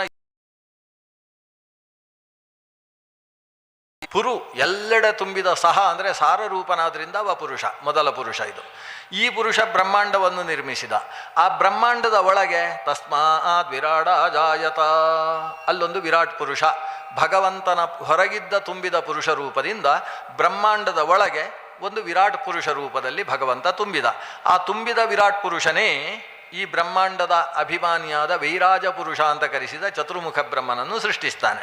ಇದು ಬ್ರಹ್ಮಾಂಡ ತುಂಬಿದ ಭಗವಂತನ ಪುರುಷ ರೂಪ. ಈ ಪುರುಷ ಏನು ಮಾಡಿತು, ಬ್ರಹ್ಮಾಂಡದ ಒಳಗೆ 14 ಲೋಕಗಳಲ್ಲಿ ಬೇರೆ ಬೇರೆ ಚೇತನಗಳ ಶರೀರದ ಸೃಷ್ಟಿಯನ್ನು ಮಾಡಿತು. ಆ ಶರೀರದ ಸೃಷ್ಟಿಯಾದ ಮೇಲೆ ಆ ಶರೀರದ ಒಳಗೆ ಮತ್ತೆ ಹೋಗಿ ತುಂಬಿತು. ಅದು ಮತ್ತೊಂದು ಪುರುಷ. ಈ ಪ್ರಧಾನ 3 ಪುರುಷಗಳು ಬೇಕು. ಬ್ರಹ್ಮಾಂಡದ ಹೊರಗಿದ್ದು ಬ್ರಹ್ಮಾಂಡ ಸೃಷ್ಟಿಸಿದ ಪುರುಷ, ಬ್ರಹ್ಮಾಂಡವನ್ನು ವ್ಯಾಪಿಸಿದ ಪುರುಷ, ಬ್ರಹ್ಮಾಂಡದ ಒಳಗೆ ಒಂದೊಂದು ಶರೀರದಲ್ಲೂ ವ್ಯಾಪಿಸಿದಂತಹ ಪುರುಷ, ಶರೀರ ಪುರುಷ ಅಥವಾ ಶಾರೀರ ಪುರುಷ ಅಂತ ಭಗವಂತನ ರೂಪ. ಈ ರೂಪಗಳೆಲ್ಲ ಏನಿದ್ದಾವೆ ಅವುಗಳು ನ ಗೃಹ್ಯತೆ ನಾಪಿ ವಿಸೃಜ್ಯ ಆತ್ಮ. ಇವೆಲ್ಲವೂ ನ ಗೃಹ್ಯತೆ, ಉಪನ್ಯಾಸ ಮಾಡಿದರೆ ತಲೆಗೂ ಹೋಗುವುದಿಲ್ಲ, ಅಥವಾ ಉಪನ್ಯಾಸ ಮಾಡಿದವರಿಗೂ ಸರಿಯಾಗಿ ತಲೆಗೆ ಹೋಗಿರುವುದಿಲ್ಲ. ನ ಗೃಹ್ಯತೆ ಅಂದರೆ ಹಾಗರ್ಥ. ಇದು ಉಪನ್ಯಾಸ ಮಾಡಿದ್ದನ್ನು ಕೇಳಿದವರ ತಲೆಗೆ ಹೋಗುವುದಿಲ್ಲ ಅಂತ ಅಷ್ಟೇ ಅರ್ಥ ಅಲ್ಲ, ಉಪನ್ಯಾಸ ಮಾಡುವವರ ತಲೆಗೂ ಹೋಗಿರುವುದಿಲ್ಲ. ನ ಗೃಹ್ಯತೆ, ಅದು ಗ್ರಹಣ ಆಗುವುದಿಲ್ಲ ಅದು. ಮತ್ತೆ ನಾವು ಉರುವಡಿಯೋದು, ವೇದವ್ಯಾಸರು ಹೀಗೆ ಹೇಳಿದ್ದಾರೆ, ಓ ಹಾಗೆ ಸರಿ ಸರಿ ಹೀಗೆ ಹೇಳಿದರೆ ಆಯಿತು ಅಂತ ನಾವು ಹೇಳೋದು. ಯಾಕಂದರೆ ಈಗ ಬ್ರಹ್ಮಾಂಡದ ಒಳಗೆ ತುಂಬಿದ ರೂಪ ವಿಪುರುಷ ಅಂತ ನಾನು ನಿಮಗೆ ಹೇಳ್ಬೋದು, ಬ್ರಹ್ಮಾಂಡವನ್ನೇ ನೋಡಲಿಲ್ಲ. ಬ್ರಹ್ಮಾಂಡ ಅಂದರೆ ನಮಗೆ ಎಷ್ಟು ಗೊತ್ತಿದೆ ಅಂದರೆ ದೊಡ್ಡ ಮೊಟ್ಟೆ, ಬ್ರಹ್ಮ ಅಂದರೆ ದೊಡ್ಡದು, ಅಂಡ ಅಂದರೆ ಮೊಟ್ಟೆ, ಬ್ರಹ್ಮಾಂಡ ಅಂದರೆ ದೊಡ್ಡ ಮೊಟ್ಟೆ, ಇಷ್ಟೇ. ಆ ಮೊಟ್ಟೆ ಸರ್ಪದ ಮೊಟ್ಟೆಯ ಹಾಗೆ ವೃತ್ತಾಕಾರವಾಗಿದೆಯೋ ಅಥವಾ ಕೋಳಿಯ ಮೊಟ್ಟೆಯ ಹಾಗೆ ಅಂಡಾಕಾರವಾಗಿದೆಯೋ ಅದೇ ಸರಿಯಾಗಿ ಗೊತ್ತಿಲ್ಲ. ಮತ್ತೆ ಶಾಸ್ತ್ರದಲ್ಲಿ ಹೇಳಿದ್ದಾರೆ ಅದು ಸರ್ಪದ ಮೊಟ್ಟೆಯ ಹಾಗೆ ವೃತ್ತಾಕಾರ, ಇಲ್ಲಿಂದ ಇಲ್ಲಿಗೆ ಎಷ್ಟು ದೂರವೋ ಇಲ್ಲಿಂದ ಇಲ್ಲಿಗೆ ಅಷ್ಟೇ ದೂರ, ಸಮಾನ ವ್ಯಾಸವುಳ್ಳಂತಹ ಅಂಡ ಅದು ಅಂತ ಶಾಸ್ತ್ರದಲ್ಲಿ ಹೇಳಿದ್ದಾರೆ. ಆದ್ದರಿಂದ ಅದು ಹಾಗೊಂದು ಮೊಟ್ಟೆ. ಆದರೆ ವಿಶೇಷ ಅಂದರೆ ಸರ್ಪದ ಮೊಟ್ಟೆಯನ್ನೇ ನೋಡಲಿಲ್ಲ ನಾವು, ವೃತ್ತಾಕಾರವಾಗಿರುವ ಒಂದು ಮೊಟ್ಟೆಯನ್ನೇ ನೋಡಲಿಲ್ಲ, ಸರ್ಪದ ಮೊಟ್ಟೆಯ ಹಾಗೆ ಅಂತ ವೇದವ್ಯಾಸರು ಹೇಳಿದ್ದಾರೆ. ಮತ್ತು ಏನರ್ಥ ಆಗುತ್ತೆ, ಸುಮ್ಮನೆ ಶಬ್ದ ಶಬ್ದ ಶಬ್ದ. ಆದರೆ ಈ ಶಬ್ದ ಏನಿದೆ, ವಾಗ್ವೈಖರಿ ಶಬ್ದಝರಿ ಭುಕ್ತಯೇ ನತು ಮುಕ್ತಯೇ ಅಂತ ಇವರೇ ವ್ಯಾಸರೇ ಹೇಳುವುದು. ಈ ಬರೀ ಶಬ್ದದಲ್ಲೇ ನೀನು ಮಾಡ್ತಾ ಇದ್ರೆ ಊಟ ಚೆನ್ನಾಗಿ ಸಿಗ್ತದೆ, ಮುಕ್ತಿ ಸಿಗೋಲ್ಲ ಅಂತ. ಭುಕ್ತಯೇ ನತು ಮುಕ್ತಯೇ ಅಂತ, ಏಕಾದಶಿ ದಿವಸ ಅದು ಸಿಗೋಲ್ಲ ಅಂತ ಏನೋ ಒಂದು. ಶಬ್ದದಿಂದ ಊಟ ಸಿಗಬಹುದು, ಶಬ್ದದಿಂದ ಮುಕ್ತಿ ಸಿಗುವುದಿಲ್ಲ. ಭುಕ್ತಿಗೂ ಮುಕ್ತಿಗೂ ಸಾಧನ ವೈಲಕ್ಷಣ್ಯ ಇದೆ. ಶಬ್ದವು ಭುಕ್ತಿಗೆ ಕಾರಣವಾಗ್ತದೆ, ಆದರೆ ಶಬ್ದದ ಒಳಗಿರುವ ಅರ್ಥದ ಸಾಕ್ಷಾತ್ಕಾರದ ಬೆಳಗ್ಗೆ ನಮ್ಮ ಪ್ರಯತ್ನ ಮಾಡಬೇಕು. ಆ ಪ್ರಯತ್ನ ನಡೀತಾ ಹೋದ ಹಾಗೆ ನಿವರ್ತತೆ ತತ್ ಪುನರೀಕ್ಷಯೈವ, ಆ ಪ್ರಯತ್ನ ಮಾಡ್ತಾ ಹೋದ ಹಾಗೆ, ಅದನ್ನು ಮತ್ತೆ ಮತ್ತೆ ನೋಡುವುದಕ್ಕೆ ಪ್ರಯತ್ನ ಮಾಡ್ತಾ ಇದ್ದ ಹಾಗೆ ಕೊನೆಗೆ ಪೂರ್ವಂ ಗೃಹೀತಂ ಗುಣಕರ್ಮ ಚಿತ್ರಂ ಅಜ್ಞಾನಮಾತ್ಮನ್ಯವಿವಿಕ್ತಮಂಗ ನಿವರ್ತತೆ ತತ್ ಪುನರೀಕ್ಷಯೈವ ನ ಗೃಹ್ಯತೆ ನಾಪಿ ವಿಸೃಜ್ಯ ಆತ್ಮ. ಎಷ್ಟಾದರೂ ಅವ ಸಿಗಲಿಲ್ಲ ಅನ್ನೋದು ಅನುಭವಕ್ಕೆ ಬರ್ತಾ ಇದ್ದ ಹಾಗೆ ಅವನನ್ನು ಬಿಡಲಿಕ್ಕೆ ಹೋಗಬಾರ್ದು, ಮತ್ತೆ ಗಟ್ಟಿಯಾಗಿ ಹಿಡ್ಕೊಳ್ಬೇಕು. ಹಿಡ್ಕೊಳ್ಳಿಕ್ಕೆ ಹೋದ ಹಾಗೆ ಸಿಗುವುದಿಲ್ಲ ಅವ, ಆದರೆ ಅವ ಆತ್ಮ ಅಂತ ಎಚ್ಚರ ಬೇಕು. ಆತ್ಮ ಅಂದರೆ ಏನು, ಯಾವತ್ತಿಗೂ ನಮ್ಮನ್ನು ಕೈ ಬಿಡದೇ ಇದ್ದವನಿಗೆ ಆತ್ಮ ಅಂತ ಹೆಸರು. ಆತ್ಮ ಅದಕ್ಕೊಂದು 8 ಅರ್ಥವನ್ನು ಆಚಾರ್ಯರು ಹೇಳಿದ್ದಾರೆ. ಅದರಲ್ಲಿ ಒಂದು ಏನು ಅಂದರೆ ಕರಾವಲಂಬನ ಕೊಡುವವನಿಗೆ ಆತ್ಮ ಅಂತ ಹೆಸರು. ಜಾರ್ತಾ ಇದ್ದಾನೆ ಅಂದರೆ ಕೈ ಹಿಡ್ಕೊಂಡು ಬಿಡಲಿಕ್ಕಿಲ್ಲ, ಅವನನ್ನು ಕೆಳಗೆ ಬೀಳಲಿಕ್ಕೆ ಬಿಡುವುದಿಲ್ಲ. ಮೇಲಕ್ಕೆ ಏಳಿಸ್ತಾನ, ಇಲ್ಲ ಬಾ ಬಾ ಅಂತ ಹೇಳ್ತಾನೆ. ನಾವು ಹೆಜ್ಜೆ ಹಾಕಿ ಮೇಲಕ್ಕೆ ಬರದೆ ಅವಯದ್ದಿ ಮೇಲಕ್ಕೆ ನಿಲ್ಲಿಸುವುದಿಲ್ಲ. ಆದರೆ ಕರಾವಲಂಬನ ಕೊಡ್ತಾನೆ, ಬೀಳಲಿಕ್ಕಂತೂ ಬಿಡುವುದಿಲ್ಲ. ಇಂಥವರು ಒಬ್ಬರಿದ್ದರೆ ಸಾಕು ನಮ್ಮ ಜೀವನದಲ್ಲಿ. ಎತ್ತಿ ಹಾಕುವವರೇ ಇದ್ದರೆ ಇವನು ಯಾವತ್ತೂ ಉದ್ಧಾರ ಆಗೋದಿಲ್ಲ. ನಮ್ಮಲ್ಲಿ ಕೆಲವು ಹುಡುಗರಿದ್ದಾರೆ, ಆ ಹುಡುಗರಿಗೆ ಅಪ್ಪ ಅಮ್ಮನಿಗೆ ಹೇಳೋದು, ನೀವು ಬರಬೇಡಿ ದಿವಸ ಅಂತ ಹೇಳೋದು. ಇವ್ರು ಕೇಳೋದಿಲ್ಲ, ನನ್ನ ಮಗನನ್ನು ನೋಡದೆ ಹೋದರೆ ನಮ್ಮ ಜೀವನದಲ್ಲಿ ಉತ್ಸಾಹವೇ ಇರುವುದಿಲ್ಲ ಅಂತ ಅವರು ಬರ್ತಾರೆ. ಮಗನ ಬಂದು ಏನು ಮಾಡೋದು ಅಂದರೆ ಇವರ ಬಟ್ಟೆ ತೆಗೊಂಡು ಹೋಗೋದು, ಇವತ್ತು ಉಟ್ಟ ಬಟ್ಟೆ ತೆಗೊಂಡು ಹೋಗೋದು, ನಾಳೆ ಇಸ್ತ್ರಿ ಹಾಕಿ ತೆಗೊಂಡು ಬರೋದು. ಆ ಸ್ತ್ರೀಯರ ಕೆಲಸ ಇದು, ಅದಕ್ಕೆ ಇಸ್ತ್ರಿ ಹಾಕಿ ತೆಗೊಂಡು ಬರೋದು. ನಾವು ಹೇಳೋದು, ಮಕ್ಕಳ ಬಟ್ಟೆ ನೀವು ಒಗೆಯುವುದಲ್ಲ, ಮಕ್ಕಳು ಒಗಿಬೇಕು. ಇವರು ಬಿಡುವುದೇ ಇಲ್ಲ. ಕೊನೆಗೆ ಇವನಿಗೆ ಬಟ್ಟೆ ಒಗೆದ ಅಭ್ಯಾಸವೇ ಇಲ್ಲ. ಆ ಬಟ್ಟೆ ಎಲ್ಲೋ ತೆಗೊಂಡು ಹೋಗ್ತಾನೆ, ಅಲ್ಲಿ ಹೋಗಿ ಅದೇನೋ ಅಂತೆ, ಅದು ಒಣಗಿರುವಾಗಲೇ ಒಗೆಯುವ ಬಟ್ಟೆ ಅಂತೆ, ಡ್ರೈ ಕ್ಲೀನಿಂಗ್ ಅಂತೆ, ಅದು ಒಣಗಿರುವಾಗಲೇ ಕ್ಲೀನ್ ಮಾಡುವುದಂತೆ. ಆ ರೀತಿಯ ಬಟ್ಟೆ ಒಗಿಸಿಕೊಂಡು ಬರ್ತಾನೆ. ಇವನಿಗೆ ಬಟ್ಟೆ ಒಗೆಯುವುದು ಅಂದರೆ ಹುಟ್ಟು ಆಮೇಲೆ ಮಣ್ಣಾದಮೇಲೆ ಒಗೆದು ಬಿಸಾಡುವುದು ಅಷ್ಟೇ. ಒಗೆಯುವುದು ಅಂದರೆ ಹಾಗೆ. ಅವರವರಿಗೆ ಅವರವರ ಕರ್ತವ್ಯವನ್ನು ಹೇಳಿಕೊಡದೆ ಹೋದರೆ, ನಾವೇ ಎತ್ತಿ ಮೇಲಕ್ಕೆ ಕೂಡಿಸಿದರೆ ಅವನಿಗೆ ಎತ್ತಿ ಮೇಲಕ್ಕೆ ಬರುವುದು ಹೇಗೆ ಅಂತಲೇ ಗೊತ್ತಾಗೋದಿಲ್ಲ. ಅದರಿಂದ ಅವನೇ ಮೇಲೆ ಬರಬೇಕು. ಆದರೆ ಅವನು ಕೆಳಗೆ ಬೀಳದೇ ಇರುವ ಹಾಗೆ ಎತ್ತಿ ಹಿಡಿಬೇಕು. ಇಷ್ಟೇ. ಭಗವಂತ ಏನು ಮಾಡ್ತಾನೆ ಅಂತ ಹೇಳಿದರೆ, ಆತ್ಮ, ಅವನಿಗೆ ಆದಾನಾತ್ ಆತ್ಮ ಇತ್ಯಾಹು, ಆದಾನ ಮಾಡ್ತಾನಂತೆ. ಹೀಗೆ ಹಿಡ್ಕೊಳ್ತಾನೆ. ಹಿಡ್ಕೊಂಡು ನಾವು ಆಮೇಲೆ ಹತ್ತಿ ಬರಬೇಕು. ನಮ್ಮ ಸಾಧನೆ ಬೇಕೇ ಬೇಕು. ನಾವು ಹತ್ತಿ ಬರಲಿಲ್ಲ ಅಂದರೆ ದೇವರೇನು ಮಾಡ್ತಾನೆ, ತಾನೇ ಇಳಿದು ಬರ್ತಾನೆ. ಎಲ್ಲಿ ಬಿದ್ದಿದ್ದಾನೆ ಅಲ್ಲಿಗೆ ಇಳ್ಕೊಂಡು ಬರ್ತಾನೆ. ಬಂದು ನೋಡು ಹತ್ತುವುದು ಹೀಗೆ ಅಂತ ಒಂದು ಹೆಜ್ಜೆ ಇಡ್ತಾನೆ, ಒಂದು ಹೆಜ್ಜೆ ಇಡ್ತಾನೆ. ಅವನ ಕೈ ಹಿಡ್ಕೊಂಡಿರ್ತಾನೆ, ಅವನ ಹೆಜ್ಜೆ ಇಟ್ಟುಕೊಂಡು ಬರಬೇಕು. ಇದಕ್ಕೆ ಅವತಾರ ಅಂತ ಹೆಸರು. ಅವತಾರ ಅಂದ್ರೇನು? ಮೇಲಿಂದ ಇಳಿಯೋದು. ಮೇಲಿಂದ ಇಳಿಯುವುದು ಅಂದರೆ, ಅಟ್ಟದಲ್ಲಿ ಅಮ್ಮ ಇರ್ತಾಳೆ, ಕೆಳಗೆ ಮಗು ಇರ್ತದೆ. ಕೆಳಗಿದ್ದ ಮಗು ಅಟ್ಟವನ್ನು ನೋಡಿ ಕೂಗ್ತದೆ, ಅಮ್ಮ ನಾನು ಬರ್ತೇನೆ ನಾನು ಬರ್ತೇನೆ ಅಂತ ಕೂಗ್ತದೆ. ಕೂಗಿದ್ರೆ ಅಮ್ಮ ಅಲ್ಲಿಲ್ಲೇ ಬಾ ಬಾ ಅಂತ ಹೇಳ್ತಾಳೆ, ನಕ್ಕೊಂಡು ಹೇಳ್ತಾಳೆ. ಈ ಮಗು ಮೆಲ್ಲ ಹತ್ತುವುದಕ್ಕೆ ಪ್ರಯತ್ನಿಸ್ತದೆ. ಒಂದು ಮೆಟ್ಟಿಲು ಹತ್ತಿ ಮತ್ತೊಂದು ಮೆಟ್ಟಿಲಿಗೆ ಕಾಲಿಡುವಾಗ ಜಾರ್ತದೆ, ಜಾರಿ ಬೀಳ್ತದೆ. ಅಮ್ಮ ಅಂತ ಅಳ್ತದೆ. ಅಮ್ಮ ಬಿದ್ದಿಯಾ, ಇನ್ನೊಂದು ಮೆಟ್ಟಿಲು ಬಾ ಅಂತ ಕಾಯ್ತಾಳೆ ಅವಳು. ಇದು ಆಮೇಲೂ ಜಾರ್ತದೆ. ಆವಾಗ ಅಮ್ಮ ಕರುಣೆಯಿಂದ ಇಳಿದು ಬರ್ತಾಳೆ. ಇಳಿದು ಬಂದು ಮಗುವಿನ ಕೈ ಹಿಡ್ಕೊಳ್ತಾಳೆ. ಕೈ ಹಿಡ್ಕೊಂಡು ತಾನು ಮೆಲ್ಲ ಹೆಜ್ಜೆ ಇಡ್ತಾಳೆ, ಅದು ಹೆಜ್ಜೆ ಇಡುತ್ತೆ. ಇವಳು ಇನ್ನೊಂದು ಹೆಜ್ಜೆ ಇಡ್ತಾಳೆ, ಅದು ಹೆಜ್ಜೆ ಇಡುತ್ತೆ. ಅದರಷ್ಟೇ ಪುಟ್ಟ ಪುಟ್ಟ ಹೆಜ್ಜೆಯನ್ನು ತಾನೂ ಇಟ್ಟುಕೊಂಡು ಮಗುವನ್ನು ಹತ್ತಿಸ್ತಾಳೆ. ಇದರ ಪರಿಣಾಮ ಏನಾಗ್ತದೆ, ನಾಳೆ ಅದೇ ಹತ್ತುತ್ತದೆ. ಇಷ್ಟು ಅಮ್ಮ ಅವಳೇ ಎತ್ತಿಕೊಂಡು, ಹೌದಾ ಹತ್ತಲಿಕ್ಕಾಗೋದಿಲ್ಲ ಮಗು ಅಂತ ಎತ್ತಿಕೊಂಡೇ ಹೋದ್ಲು ಅಂತಾದರೆ ಅದು ಯಾವತ್ತು ಹತ್ತುವುದು ಮತ್ತೆ? ಹಾಗಾದರೆ ಮಗುವನ್ನು ಹತ್ತುವುದಕ್ಕೆ ಅಭ್ಯಾಸ ಮಾಡಬೇಕಲ್ವಾ? ಭಗವಂತನೂ ಕೂಡ ಮೇಲಿನಿಂದ ಇಳಿದು ಬಂದ, ಅವತರಣ ಮಾಡಿದ. ಇಳಿದು ಬಂದ ಅಂದ್ರೇನು? ಈ ಸಾಧಕನಾದಂತಹ ಚೇತನ ದೇವರ ಹತ್ರ ಹತ್ತುವುದು ಹೇಗೆ ಅಂತ ಗೊತ್ತಾಗದೆ ಅವನು ಸಾಧನೆಯ ಮಾರ್ಗದಲ್ಲಿ ಜಾರಿದಾಗ ತಾನೇ ಕೃಷ್ಣನಾಗಿಯೋ ರಾಮನಾಗಿಯೋ ಇಳಿದು ಬಂದು ತಾನು ಈ ಮನುಷ್ಯರು ಹೆಜ್ಜೆ ಇಡುವ ಹಾಗೆ ಪುಟ್ಟ ಪುಟ್ಟ ಹೆಜ್ಜೆ ಇಟ್ಟುಕೊಂಡು ಇಲ್ಲಿ ಬಾಲ್ಯ ಲೀಲೆಗಳನ್ನು ಯೌವನ ಲೀಲೆಗಳನ್ನು ಲೋಕದಲ್ಲಿ ತೋರಿಸ್ತಾ ನಾನಾ ಧರ್ಮೋಪದೇಶ ಮಾಡಿ ಹೇಗೆ ಭಗವಂತನ ಕಡೆಗೆ ಹತ್ತುವುದು ಅನ್ನೋದನ್ನು ತೋರಿಸಿಕೊಡ್ತಾ ಹೋಗ್ತಾನೆ. ನಮ್ಮ ಹಾಗೆ ನಡೆದುಕೊಂಡು ನಮಗೆ ಏರುವ ಮಾರ್ಗವನ್ನು ತೋರಿಸುವುದು ಅನ್ನೋದು ಭಗವಂತನ ಆತ್ಮತ್ವ. ಆತ್ಮ ಅಂದರೂ ಕೃಷ್ಣ ಅಂದರೂ ಒದ್ದೆ. ಕೃಷ್ಣ ಅಂದ್ರೇನು? ಕರ್ಷಣಾತ್ ಕೃಷ್ಣ, ಸೆಳೆಯುವುದರಿಂದ ಕೃಷ್ಣ ಅಂತ ಹೆಸರು ಅಲ್ವಾ? ನಮ್ಮ ಭೂಮಿ ಆಕಾಶದಲ್ಲಿದ್ದದ್ದನ್ನು ಕೆಳಕ್ಕೆ ಸೆಳೆಯುತ್ತೆ. ಅದೇನೋ ಸೇಬಿನ ಹಣ್ಣು ಬಿದ್ದದ್ದಕ್ಕೆ ಯುರೇಕಾ ಅಂತೇಳಿ ಓಡಿದ ಅಂತ ದೊಡ್ಡ ಕಥೆಯೆಲ್ಲ ಕೇಳಿದಿರಿ ನೀವು. ಗುರುತ್ವಾಕರ್ಷಣ ಶಕ್ತಿಯನ್ನು ಕಂಡುಹಿಡಿದಂತಹ ಒಬ್ಬ ವಿಜ್ಞಾನಿಯ ಬಗ್ಗೆ ಕಥೆ ಕೇಳ್ತೀರಿ.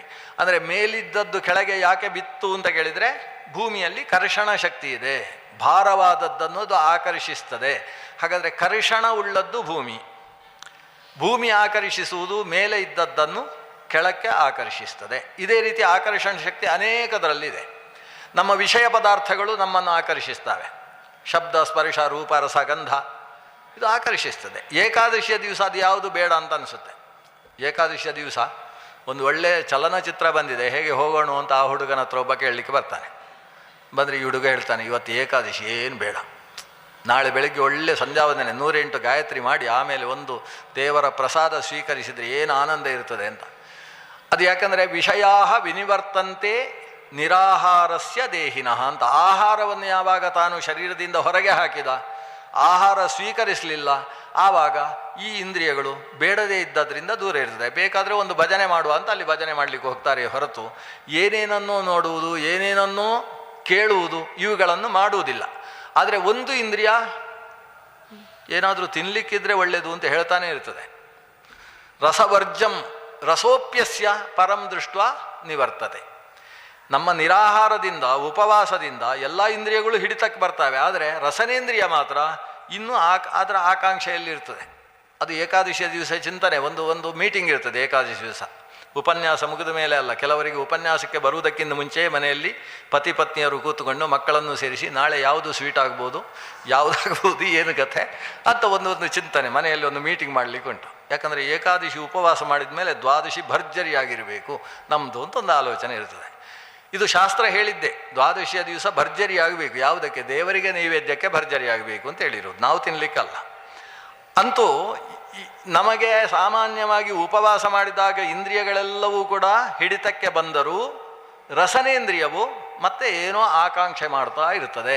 ಆ ರಸನೇಂದ್ರಿಯದ ಆಕಾಂಕ್ಷೆಯನ್ನು ನಾವು ನಮ್ಮ ಆತ್ಮಶಕ್ತಿಯಿಂದ ಅಥವಾ ಮನಃಶಕ್ತಿಯಿಂದ ಹಿಡಿತದಲ್ಲಿಟ್ಟುಕೊಳ್ಳಬೇಕೇ ಹೊರತು ನಿರಾಹಾರದಿಂದ ಅದನ್ನು ಹಿಡಿತಕ್ಕೆ ತರುವುದಕ್ಕಾಗುವುದಿಲ್ಲ. ಅದೂ ಹಿಡಿತಕ್ಕೆ ನಮ್ಮ ಮನಃಶಕ್ತಿಯಿಂದ ಬಂತು ಅಂತಾದರೆ ಆವಾಗ ಪರಮದರ್ಶನ ಸುಲಭವಾಗ್ತದೆ. ಹೀಗೆ ಇಂದ್ರಿಯಗಳನ್ನೆಲ್ಲ ನಿಗೃಹ್ಯ ಅವುಗಳನ್ನು ನಿಗ್ರಹ ಮಾಡಿದಂತಹ ಸ್ಥಿತಿಯಲ್ಲಿ ಗೃಹ್ಯತೆ ಭಗವಾನ್ ಆತ್ಮ ನಮ್ಮ ಕೈಯನ್ನು ಹಿಡಿದು ನಮ್ಮನ್ನು ಕೆಳಕ್ಕೆ ಬೀಳದೇ ಇರುವ ಹಾಗೆ ನೋಡಿಕೊಳ್ತಾನೆ. ನಾವು ಆದರೂ ಹತ್ತುವುದಿಲ್ಲ ಅಂತಾದರೆ ನಮಗೆ ಹತ್ತುವುದು ಹೇಗೆ ಅನ್ನುವುದಕ್ಕೂ ಕೂಡ ಮಾರ್ಗದರ್ಶಕ ಗುರುವಾಗಿ ಜಗದ್ಗುರುವಾಗಿ ನಮ್ಮ ಜೊತೆಗೆ ಇರ್ತಾನೆ.